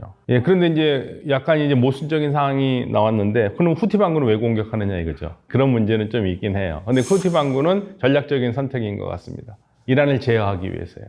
이스라엘의 시각은 이래요. 그러니까 우리가 하마스는 제거를 해야 되는데 하마스가 항상 민간인 사이에서 끼어 있다. 그러니까 우리가 민간인을 죽인 거는 우리가 그들을 타겟을 해서 그런 게 아니라 하마스를 공격하는데 하마스가 민간인 사이에 끼었기 때문에 어쩔 수 없는, 우리가 봤을 때도 안타까운 상황이다, 이런 식으로 얘기를 하는 거고, 이제 국제사회나 여기서는 말 좀 그러지 하지 말아라. 하마스가 꼭 있는 것도 아닌데 니네 공격도 하더라. 이런 식으로 얘기해서 약간 엇갈리는 부분들이 있어요. 트럼프 같은 경우에는 좀 놀라운 정책을 가져왔는데, 지금 어차피 전쟁이 벌어지고 있는 가자 지역은 거의 80%가 파괴됐거든요. 사람이 살 수가 없어요. 사람 살기가 굉장히 어려워요. 근데 가자에 사는 주민들이 한 220만 됩니다. 이 사람들이 제대로 살기가 어려운 상황인데, 그럼 이제 전쟁을 빨리 끝내고 재건을 해야 될 거 아니에요. 그런데 이제 트럼프 대통령은 여기 보니까 이 가자 지역이 지중해변이거든요.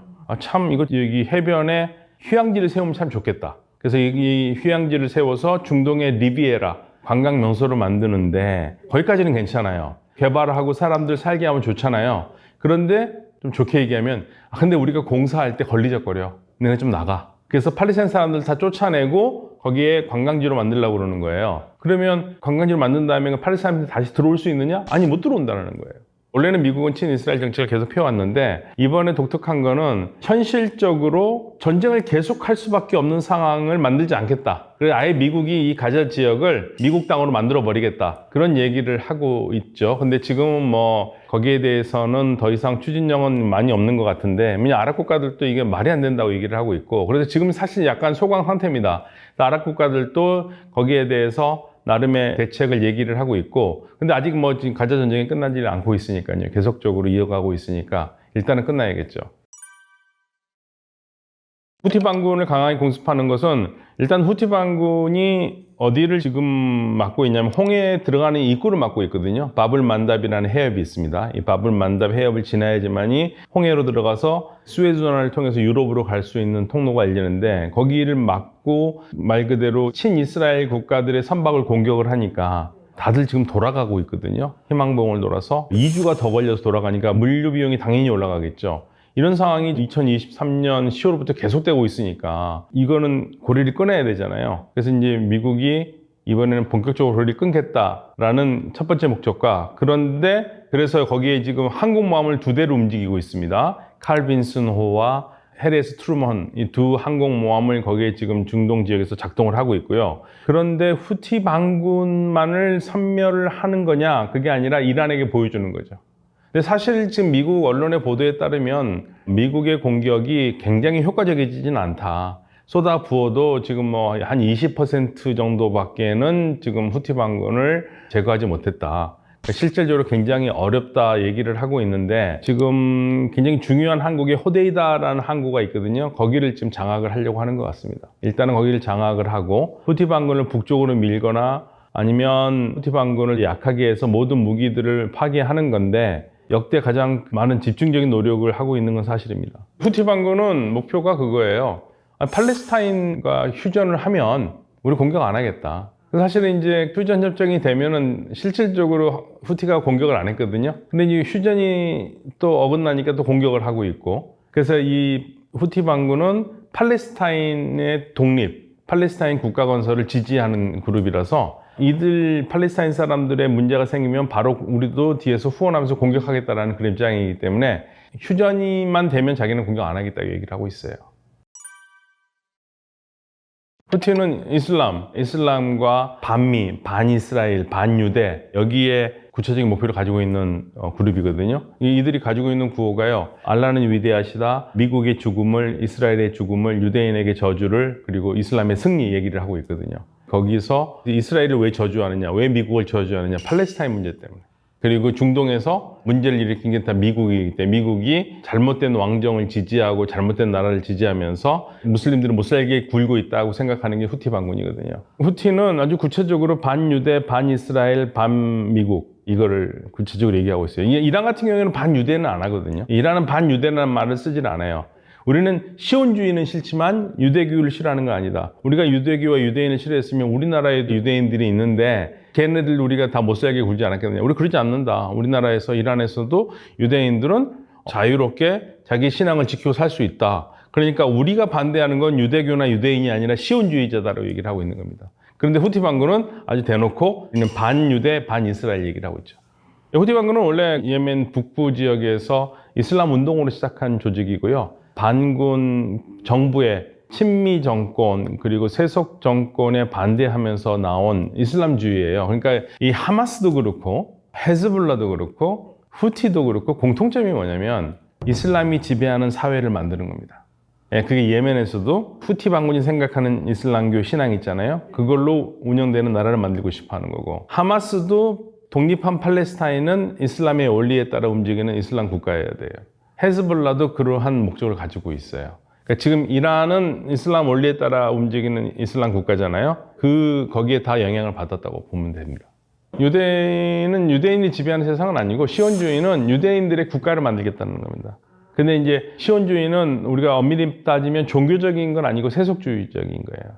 종파가 다릅니다. 후티 반군은 시아파고요. 하마스는 순니파예요. 하마스는 순니파고 그리고 후티 반군은 시아파 중에서도 우리가 이제 자이디라고 해서 보통 통상 학자들끼리 오이만파라고 그러는데 자이디예요. 그러니까 후티 반군의 시아파는요 이란과는 달라요. 그렇지만 시아라는 공통점을 가지고 있죠. 큰 집으로 따지면 시아라는 큰 집에 속해 있는데 안에서 방이 달라요. 그러니까 이슬람주의라는 것은 사실은 이제 근대에 대단히 발전한 정치 사상인데 이슬람은 신앙으로만 가지고 있는 게 아니라 그 신앙을 사회 속에서 정치 체제에서 구현하겠다는 겁니다. 그러니까 우리나라에도 기독교 신자들이 많이 있잖아요. 불교 신자도 많이 있고 그러면 다들 평상시에 그냥 생활을 하다가 특정한 날 사찰이나 교회나 성당에 가서 종교행위를 하잖아요. 그리고 다시 뭐 일주일에 한 6일은 보통 사람하고 똑같이 살고 그래서 우리 삶 속에서는 뭐 불자도 있고 기독자도 있고 여러 사람들이 있잖아요. 근데 여기에서 이들이 생각하는 건 뭐냐면 일주일이 하루가 아니라 365일 우리가 가지고 있는 종교적인 생각이 국가 통치 체제가 되는 겁니다. 그걸 안 믿는 사람들한테는 무서운 세상이 될 수 있지만 그거 믿는 사람들한테는 뭐 무섭지는 않겠죠. 근데 그 믿는 사람들 중에서 나는 그걸 원하지 않는 사람도 있어요. 그러니까 팔레스타인 독립운동하는 사람들이 하마스가 있고 그 다음에 요르단강 서안 지역에 파타하가 있는데 파타는 일단 팔레스타인 독립하면은 국가는 우리가 생각하는 그냥 국가예요. 종교적인 국가는 아닌데 하마스는 종교적인 국가를 얘기를 하고 있어요. 그게 차이점입니다.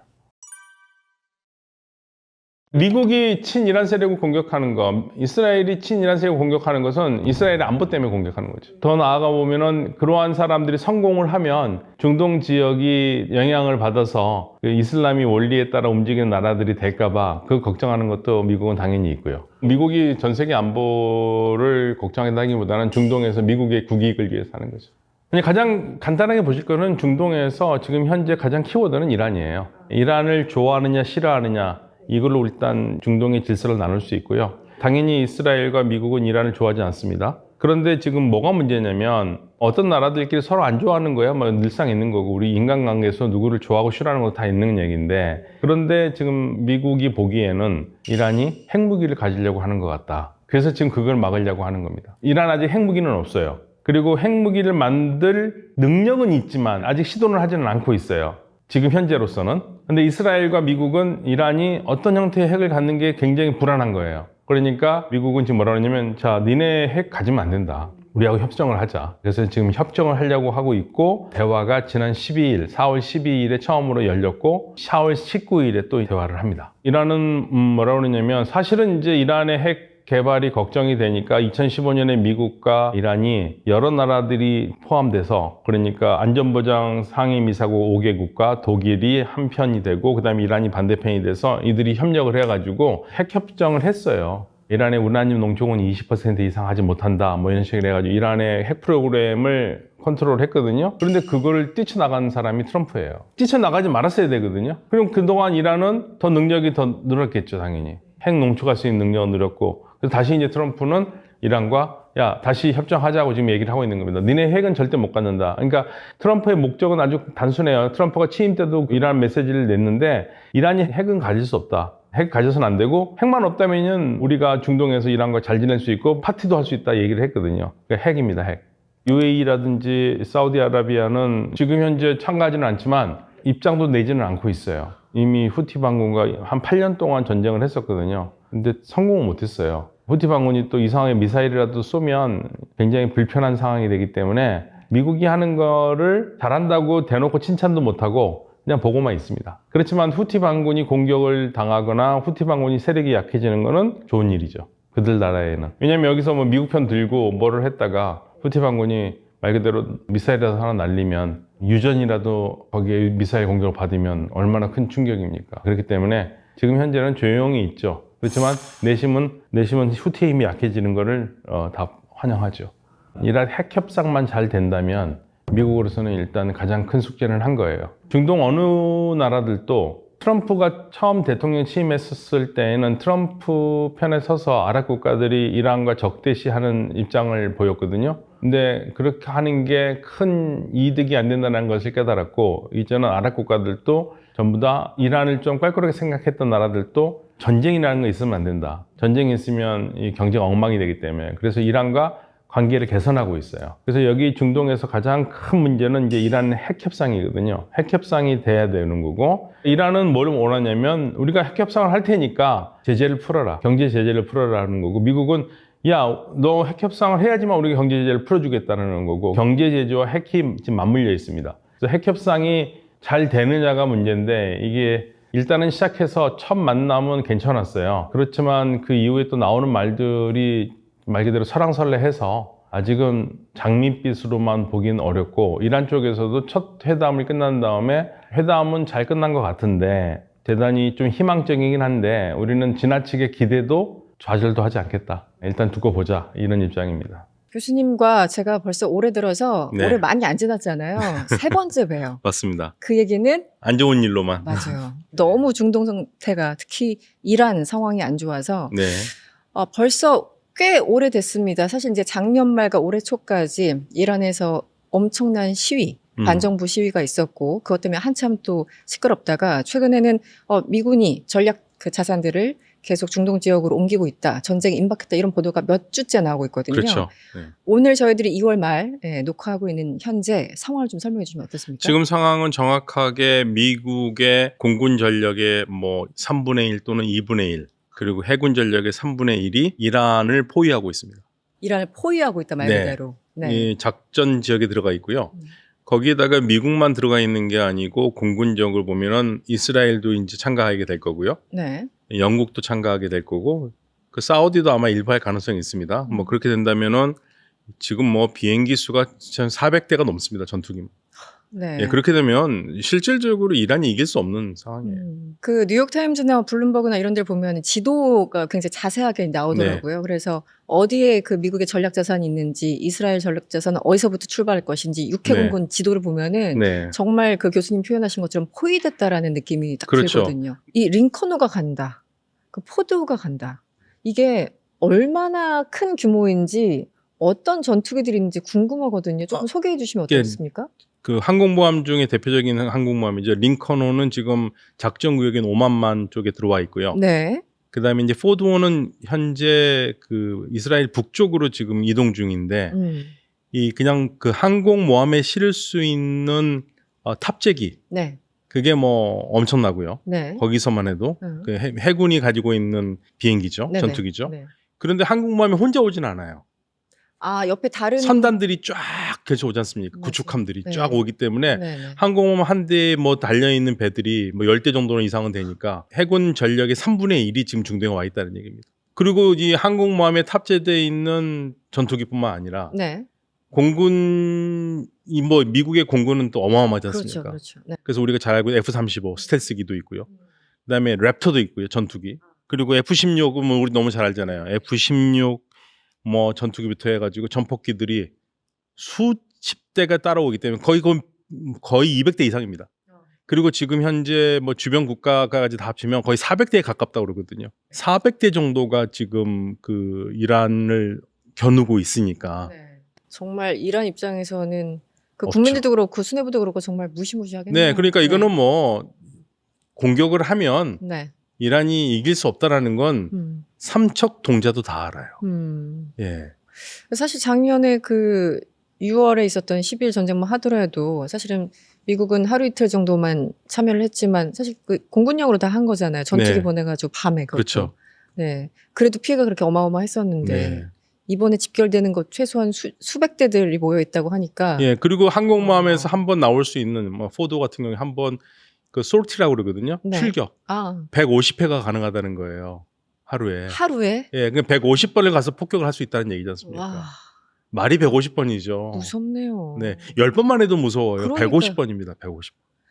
그런데 아마 하중이 좀 걸려 있는 것 같아요. 베네수엘라 작전 한 240일을 하다 보니까 네. 안에 승무원들이 장례식도 못 갔고 그리고 이 하수 시스템에 문제가 생겼나 봐요. 그러다 보니까 지금 그것 때문에 굉장히 고생을 하고 있다는 얘기는 나옵니다만은 예, 좀 어떻게 보면 우스꽝스러운 일인데 네네. 뭐 화장실이 막히고 네네. 뭐 근데 어떻게 보면 가장 중요한 문제일 수도 네. 있죠. 네. 그 생년상을 하기 위해서는 뭐 45분씩 기다려야 되고 뭐 그런 상황이어가지고 아마 바로 작전에 들어갈 수 있나 뭐 이런 얘기까지 나오긴 하지만 아무튼 움직이고 있는 건 맞고요.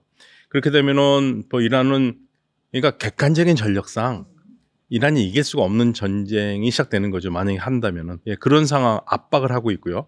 트럼프 대통령은 약간 의아해하는 것 같아요. 위트코프 특사가 트럼프 대통령과 네. 만난 다음에 이제 기자들한테 한 얘기인데 네. 대통령이 약간 의아해한다 이거죠. 아, 얘네들 왜 항복 안 하지? 예, 그렇죠. 아, 이 반응이죠. 예, 네. 왜 항복 안 하는지 이 정도 되면 항복을 하는 게 맞거든요. 네네. 근데 버티고 있으니까 트럼프 대통령의 계산으로는 이건 답이 아닌데라는 생각을 하고 있는 것 같아요. 그러니까 저는 그 인터뷰가 굉장히 중요하다고 느끼는데 이 정도 압박하면 당연히 항복하겠지. 가로 네. 열고 나는 전쟁까지 할 생각은 없어. 이런 내심인 것 같아요. 맞습니다. 근데 위트코프 그 대사가 폭스뉴스에 나와서 직접 그 속내까지 어떻게 보면 내비친 거잖아요. 네. 그러니까 역으로 야 빨리 항복 좀 해라 이렇게 그렇죠. 들리기도 했었거든요. 예, 어떻게 보세요? 그 말까지 커피툴레이트란 말을 쓰고 싶지는 않지만 항복이란 말을 쓰고 싶지는 않지만 그렇게 말을 했다고 얘기를 합니다. 대통령이. 근데 이제 이란은 항복할 수가 없죠. 정확하게 제가 이란 쪽에 빙의를 해서 얘기를 한다면 너 협상하자고 그랬잖아, 우리랑. 네. 근데 지금 협상하는 거 아니지. 너 협박이지, 이건. 음. 너 지금 협상이라면 내 것과 네 거를 맞춰서 중간 단계를 한다든가 서로 양보해가지고 뭐 접점을 찾아야 되는데 너는 이걸 딱 안 받으면 너 맞아. 이렇게 하고 하는 게 이게 협박이지 협상이니? 우린 그거 못해. 이렇게 나와 있는 거고요. 이란 입장에서는 네, 이란에서는 그렇고 그러면 너 맞을래 그러면 너 때려봐. 나도 이번에는 그냥 죽지는 않을 거야. 치킨 게임처럼. 네, 치킨 게임 좀 할 거다. 그러니까 내가 너는 이길지 못할지 너를 이길 수는 없다고 할지라도 너한테 피해는 줄 수 있다. 근데 사실은 싸움을 안 하고 이기는 게 제일 좋거든요. 그럼요. 네. 이겼는데 피해가 간다면 그건 이긴 건 아니거든요. 더군다나 미국같이 장병의 목숨에 대해서 굉장히 민감한 나라에서는 혹시라도 이란이 쏜 것 중에 뭐 항공모함에 맞거나 아니면 군인들이 죽거나 그렇게 되면은 이건 정말 체면이 말도 아닐 뿐더러 미국 내에 여론이 안 좋게 나지 않습니까? 사실은 미국 사람들도 이란 전쟁에 그렇게 호의적이진 않아요. 저도 오늘 아침에 방송을 좀 들었는데 네. 터커 칼슨 있지 않습니까? 네. 터커 칼슨이 주 이스라엘 미국 대사 하커비 대사와 인터뷰를 하는 중에 그런 얘기를 합니다. 대사, 지금 미국 사람 중에서 몇 명이나 이란과의 전쟁을 찬성하는 줄 아냐고. 난 모르지. 그랬더니 21%래요. 21%. 네, 21%. 그러니까 네. 국민이 이 정도 되면은 하지 않는 게 맞지 않느냐. 그래서 덕후비 대사가 아니 뭐 외교 정책 이런 거 어떻게 여론에 따라서 하느냐 뭐 이런 식으로 얘기를 하면서 나온 얘기거든요. 네. 그러니까 10명 중에 2명 정도만 찬성하는 전쟁을 한다는 게 부담스러울 수 있지 않습니까? 네, 네. 그러니까 이게 사실은 가장 좋은 거는 이란이 트럼프 대통령의 길을 한껏 살려줘서 트럼프 대통령이 나 딜을 했어. 내가 오바마보다 훨씬 잘했어. 그 정도를 해주고 이란은 나름대로 또 뭐가 하냐면 우리 진 거 아니야. 우리 쪽팔리게 당한 거 아니야. 우리 다 죽어도 이렇게 우리가 얻었어. 이게 되면 협상이 되죠. 그럼 완벽하죠. 서로의 페이스를 예. 챙겨주는. 네. 근데 지금 현 상태에서는 그게 쉽지가 않아요. 제가 사실은 단 한 번도 중동이 조용하다라는 뉴스를 본 적이 없어요. 그러니까 물론 이제 뉴스는 항상 안 좋은 것만 나오지만 이번 이란만 보더라도 도대체 언제부터 협상한다라는 거고 도대체 언제부터 쟤네들은 왜 싸우는 거야? 이런 생각이 다시 한번 새삼스럽게 들거든요. 작년 6월에 10일간 전쟁이 있었지 않습니까? 이스라엘 지고 미국이 결국은 가가지고 핵시설 공습하고 그때도 협상 중이야 우리가 며칠 줄게 했는데 바로 다음날 쳐버렸잖아요. 네. 그럼 그때 협상은 뭐고 지금은 뭐고 좀 정리가 안 됩니다. 네. 그래서 작년부터 올해까지 무슨 일이 벌어졌고 왜 전쟁까지 왔는지 좀 설명해 주시면 어때요? 작년보다 더 멀리 가야 될 것 같아요. 어디서부터 가야 되니? 2015년부터 가야 될 것 같습니다. 오바마는 이란을 묶어놨습니다. 그래서 이란이 3.67% 우라늄 농축을 하게 해주고 그리고 점차적으로 풀어주는 거를 목표로 하면서 이란 핵협상을 타결했어요. 그게 불완전한 타결은 맞아요. 이란의 소위 말해서 오바마가 싫어하는 사람들이 하는 얘기 그리고 주변 국가들 이스라엘이 하는 얘기처럼 야 이란의 핵 개발을 아예 못 막은 거 아니냐 하도록 내버려놓는 거 아니냐 그건 맞아요. 그런데 오바마 대통령은 뭘 봤냐면 이란의 민주주의를 봤습니다. 이란의 젊은이들의 시위를 봤어요. 당시에요. 네. 네. 제가 늘 하는 얘기인데 이란 젊은이들이 대단하게 역동적인 사람들입니다. 한국 사람들처럼 역동적인 사람들이에요. 그래서 정부에 불만도 많고 그래서 바꿔가는 과정 중에 있었고요. 당시 루하니 정부가 일종의 중도파 정부로 젊은이들의 마음을 많이 달래주고 있었고 뭔가 변화가 올 수 있는 상황이었어요. 네. 그러니까 2016년에 이란에 선거가 있었습니다. 이란의 선거가 우리처럼 국회의원 선거가 있고요. 4년 임기 290명. 네. 그리고 8년 임기 전문가 의회가 있습니다. 전문가 의회는 상원이라고 생각하시면 돼요. 88명을 뽑아요. 근데 테헤란 선거구에서 국회의원 30명, 전문가 의회 16명을 뽑아요. 46명이 테헤란 선거구에서 나오게 되거든요. 그때 젊은이들이 가지고 나온 구호가요. 네. 30 플러스 16이었습니다. 다. 네, 우리가 이 테헤란 선거구에 나오는 이 수도권 선거구에 나오는 애들을 국회의원 30명, 전문가의회 16명 다 우리가 원하는 젊은이들이 원하는 개혁적인 사람들로 다 선출하겠다. 제가 웃었습니다. 말이 되는 소리를 해라. 네. 이라는 선거에 나오는 사람들이 선관위에서 한번 거르고 나오기 때문에 그러네요. 예.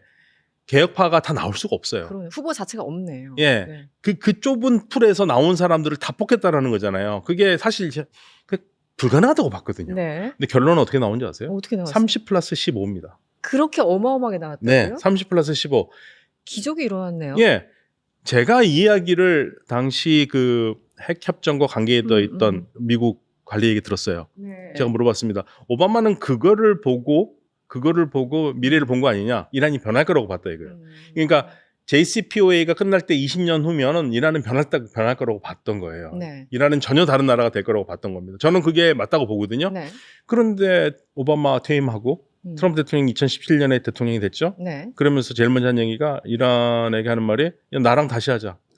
오바마 거 지우고 내 사인 들어가는 거 하자. 이란이 합니까? 그걸 할 필요가 없는 거죠. 그렇죠. 네. 그리고 나서 2018년 5월 8일에 트럼프가 일방적으로 나가버렸잖아요. 그렇죠. 거기서부터 비극이 시작된 거예요.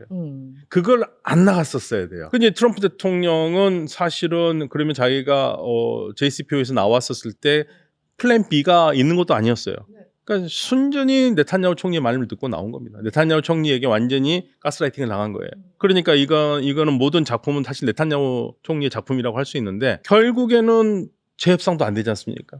지금은 거의 뭐 민간 차원에서 핵 활용하는 것도 안 된다라는 입장이잖아요, 미국은. 그렇죠. 그래서 작년에 핵 협상을 다시 시작을 했는데 네.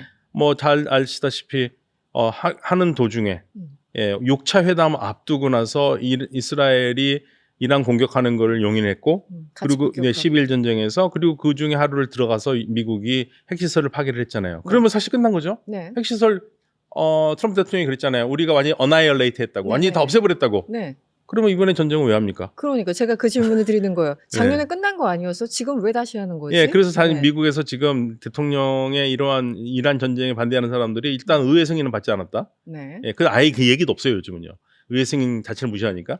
두 번째는 아니 다 없앴다며. 핵 없었는데 왜 이란 안 됐는데 왜 하느냐. 그런데 남아 있는 거죠. 어느 정도. 그런데 사실 이번 전쟁에서 미국에서 전쟁을 반대하는 사람들의 목소리에 제가 대표적인 목소리를 소개한다면 뭐 자미어 샤이머라든지 뭐 네. 제프리 삭스라든지 네. 그리고 마가들, 마가진 팬들이 하는 얘기가 누구를 위한 전쟁이냐. 이 전쟁에서 미국이 얻을 게 뭐가 있냐. 없다 이거예요. 그럼 이 전쟁은 누구 때문에 하는 거냐. 이스라엘 때문에 한다고 보는 겁니다. 이스라엘 위한 전쟁이다. 근데 어쨌든 또 타코가 될 것인가? 네. 아니다. 중간 선거 앞두고 더 예민해진 상황에서 타코라는 조롱을 듣고 싶지 않기 때문에 트럼프는 반드시 전쟁을 할 것이다. 지금 우리가 녹화하는 이 순간도 그거 가지고 논쟁이 있습니다. 네. 앞으로 예상 시나리오가 어떻게 될까요? 만약에 전쟁이 일어난다면 가장 이상적으로는 민주적인 공화정이 들어서는 것. 하지만 굉장히 낮은 가능성이다.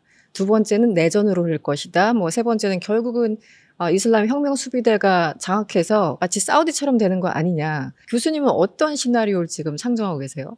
저는 정권 교체는 쉽지 않을 거라고 봐요. 근데 미국에서 말하는 정권 교체가 지금 이런 얘기를 하는 것 같아요. 지금의 문제가 되고 있는 하메네이와 그 아들 모주타바를 비롯해서 핵심 세력들을 제거하거나 이들이 도망가거나 해서 변화를 주는 걸 정권 교체로 생각하는 것 같아요. 일단 지금 수뇌부들 제거하는 거. 네. 네. 그래서 만약에 핵협정이 잘 안 되면 네. 핵협정이 안 되면 제한된 공격을 한다라는 게 바로 그러한 얘기를 하는 것 같고요. 그것도 만약에 안 되면 전격적인 전쟁을 하겠다는 거죠. All out war 하겠다는 거예요.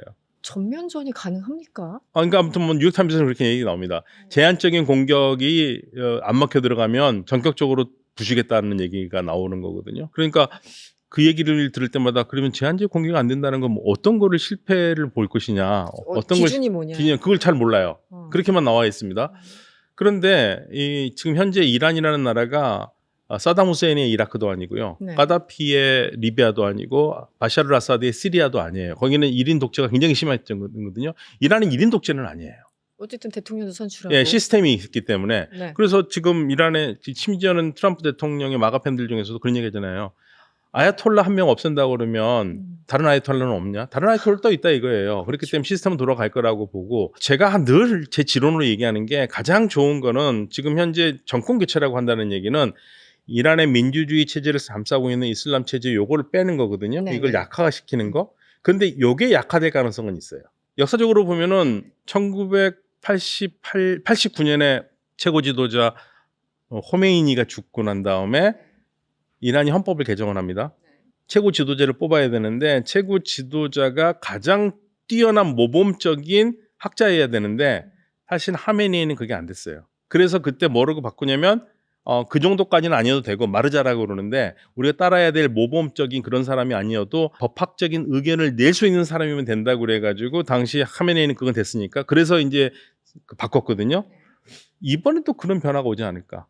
왜냐하면 계속적으로 이란에서 문제가 됐던 건 최고 지도자의 고난에 대해서 문제가 많았어요. 이게 최고 지도자가 이폰 공주국의 군주처럼 군림은하되 통치를 하지 않으면 되는데 그렇죠. 여기는 통치를 했거든요. 다 하고 있죠. 예. 그러니까 본인이 이제 내가 법이고 내가 왕이야 거의 이런 수준 네, 아니겠습니까? 그 부분이 빠져나가면 이란은 우리가 알고 있는 세속적 민주정, 뭐 세속적은 아니더라도 공화정에 더 가까운 국가가 되는 거죠. 지금 그 시나리오라면 네. 미국 입장에서는 가장 원하는 가장 이상적인 거잖아요. 이렇게 국격을 해서 네. 수뇌부를 제거하고 나름대로 그 대통령 어떤 시스템이 돌아가게 하면 제일 좋은데 네. 그 가능성이 굉장히 낮다고 보는 전문가들이 많은 것 같아요. 그렇지 않으면 전면전으로 하면 이거는 뭐 네. 이건 기약 없는 거잖아요. 혁명수비대가 잡을 거라고 얘기를 많이 합니다. 혁명수비대가 군부가 잡을 거라고 얘기를 하는데, 근데 지금 이란도 역사상 처음으로 지금 지난 6월 전쟁에서 많은 군수 내부가 죽었잖아요. 그 이후에 대체제를 만들어 놓기 시작했고, 지금 오늘 나온 이야기로는 이란에서도 최고 지도자의 유고시 대리자들을 다 맞춰놨다는 얘기죠. 딱 선점해서 네. 내가 죽거든 네. 네가 맡아라 그 말씀하시는 예. 건가요? 그래서 알리 라리자니가 지금 현재 대행을 하고 있다. 네. 알리 라리자니가 지금 최고 국가안보회의의 의장이라고 할 수 있거든요. 아. 총장이라고 얘기할 수 있는데 사무총장. 우리나라로 치면 NSC 비슷한 그렇죠. 건가요? NSC. 아, NSC의 이제 수장인 거죠. 네. 그 사람이 지금 현재 대행을 하고 있는 거고, 네. 그 사람이 문제가 생기면 그 다음 누구를 만들어 놓고 계속 이렇게 시스템을 만들어 놨다는 얘기예요. 그거는 지금 그만큼 위기감이 왔다는 얘기죠. 그래서 이게 만약에 긍정적으로 간다면 이란 사실 젊은이들이 원하는 것도 그 하메네이 최고 지도자의 권한이 너무 강하다는 거지 않습니까? 네. 그 부분에서 다이어트가 된다면 네. 이란은 지금하고 좀 다르게 될 수 있겠죠. 그 지난해 그 6월 12일 전쟁 보면은 이란이 저렇게 막 엄청난 혁명 수비대 무시무시해 보였고 막 위협적으로 느껴졌는데 저렇게 일방적으로 당한다고? 그래서 그때 지금 1년이 안 흘렀기 때문에 뭔가 다시 디펜스 할 수 있는 시스템을 갖춰놓기 너무 짧은 시간 아니야? 그래서 이번에 굉장히 무력하게 며칠 만에 그냥 전쟁 끝나는 거 아니야? 라는 전망이 있고, 아니야. 아까 얘기하신 것처럼 꽤 준비를 열심히 했어. 그래서 이번에 전쟁이 나면 만만치 않게 방어를 할 거야. 특히 드론 이런 미사일 전력들이 상당해. 그래서 꽤 버틸 거야. 이 두 가지가 난이거든요. 어떻게 전망하세요? 저는 그렇게 잘 버틸 거라고 생각은 안 합니다. 다만 미군의 타격은 줄 수 있을 것 같아요. 미군에. 예, 미군의 타격을 주고 그다음에 주변의 경제 타격을 줄 수 있을 것 같아요. 그건 어마어마할 것 같아요. 네, 최근에 엑시오스에서 나온 기사를 제가 봤는데요. 거기에 유가 전문가가 그 얘기했습니다. 아무런 물리적인 타격 없이 이란이 수출하는 석유를 못 나오게 미국과 이스라엘이 막아버린다면 현재 유가에서 $10에서 $12 정도가 오를 거래요. 지금에서. 예, 그러니까 $70니까 지금 80에서 82달러가 되겠죠. 이란이 호르무즈 해협에서 막지는 않는다 하더라도 네. 나오는 배들을 힘들게 만들면서 수출하기 어렵게 만든다. 그러면 $90가 넘을 거랍니다. 그런데 만약에 이란이 미국의 공격에 너 죽고 나 죽자 식으로 나와서 주변에 있는 국가들의 석유 시설들을 때리고 그래서 말 그대로 이 지역의 전쟁을 더 크게 만든다면 유가는 $130 쉽게 넘어간다. 130이요? 네, $130 쉽게 넘어간다. 생각하기 싫은데. 예, $130면요. 지금 우리가 한 1,690원 정도 되거든요. 휘발유 1리터가 $70에 그러면 뭐 4,000원 되겠죠. 경험했던 것 같아요. 2008년 뭐 그때였나? 그때 2,000원 넘었죠. 네. 예, 리비아 때. 그때가 리비아 때군요. 예, 2011년, 12년에. 네. 그때 리비아 석유는 160만 배럴밖에 안 됩니다. 근데 우리는 한 푼 하나도 쓰지 않는 석유였어요. 160만 배럴이 문제가 생겼는데 그랬습니다. 근데 호르무즈 해협은 전 세계 에너지 유통량의 30%, 우리가 중동에서 수입하는 석유의 199%가 통과해요. 한국, 중국, 일본이 이쪽을 통과하는 게 70%예요. 그 물동량 오일 그것만 해도 네. 전 세계에 미치는 어떤 경제적 영향이 엄청나네. 네, 한중일에 영향을 미치면 전 세계에 영향 안 가나요? 그러니까요. 예.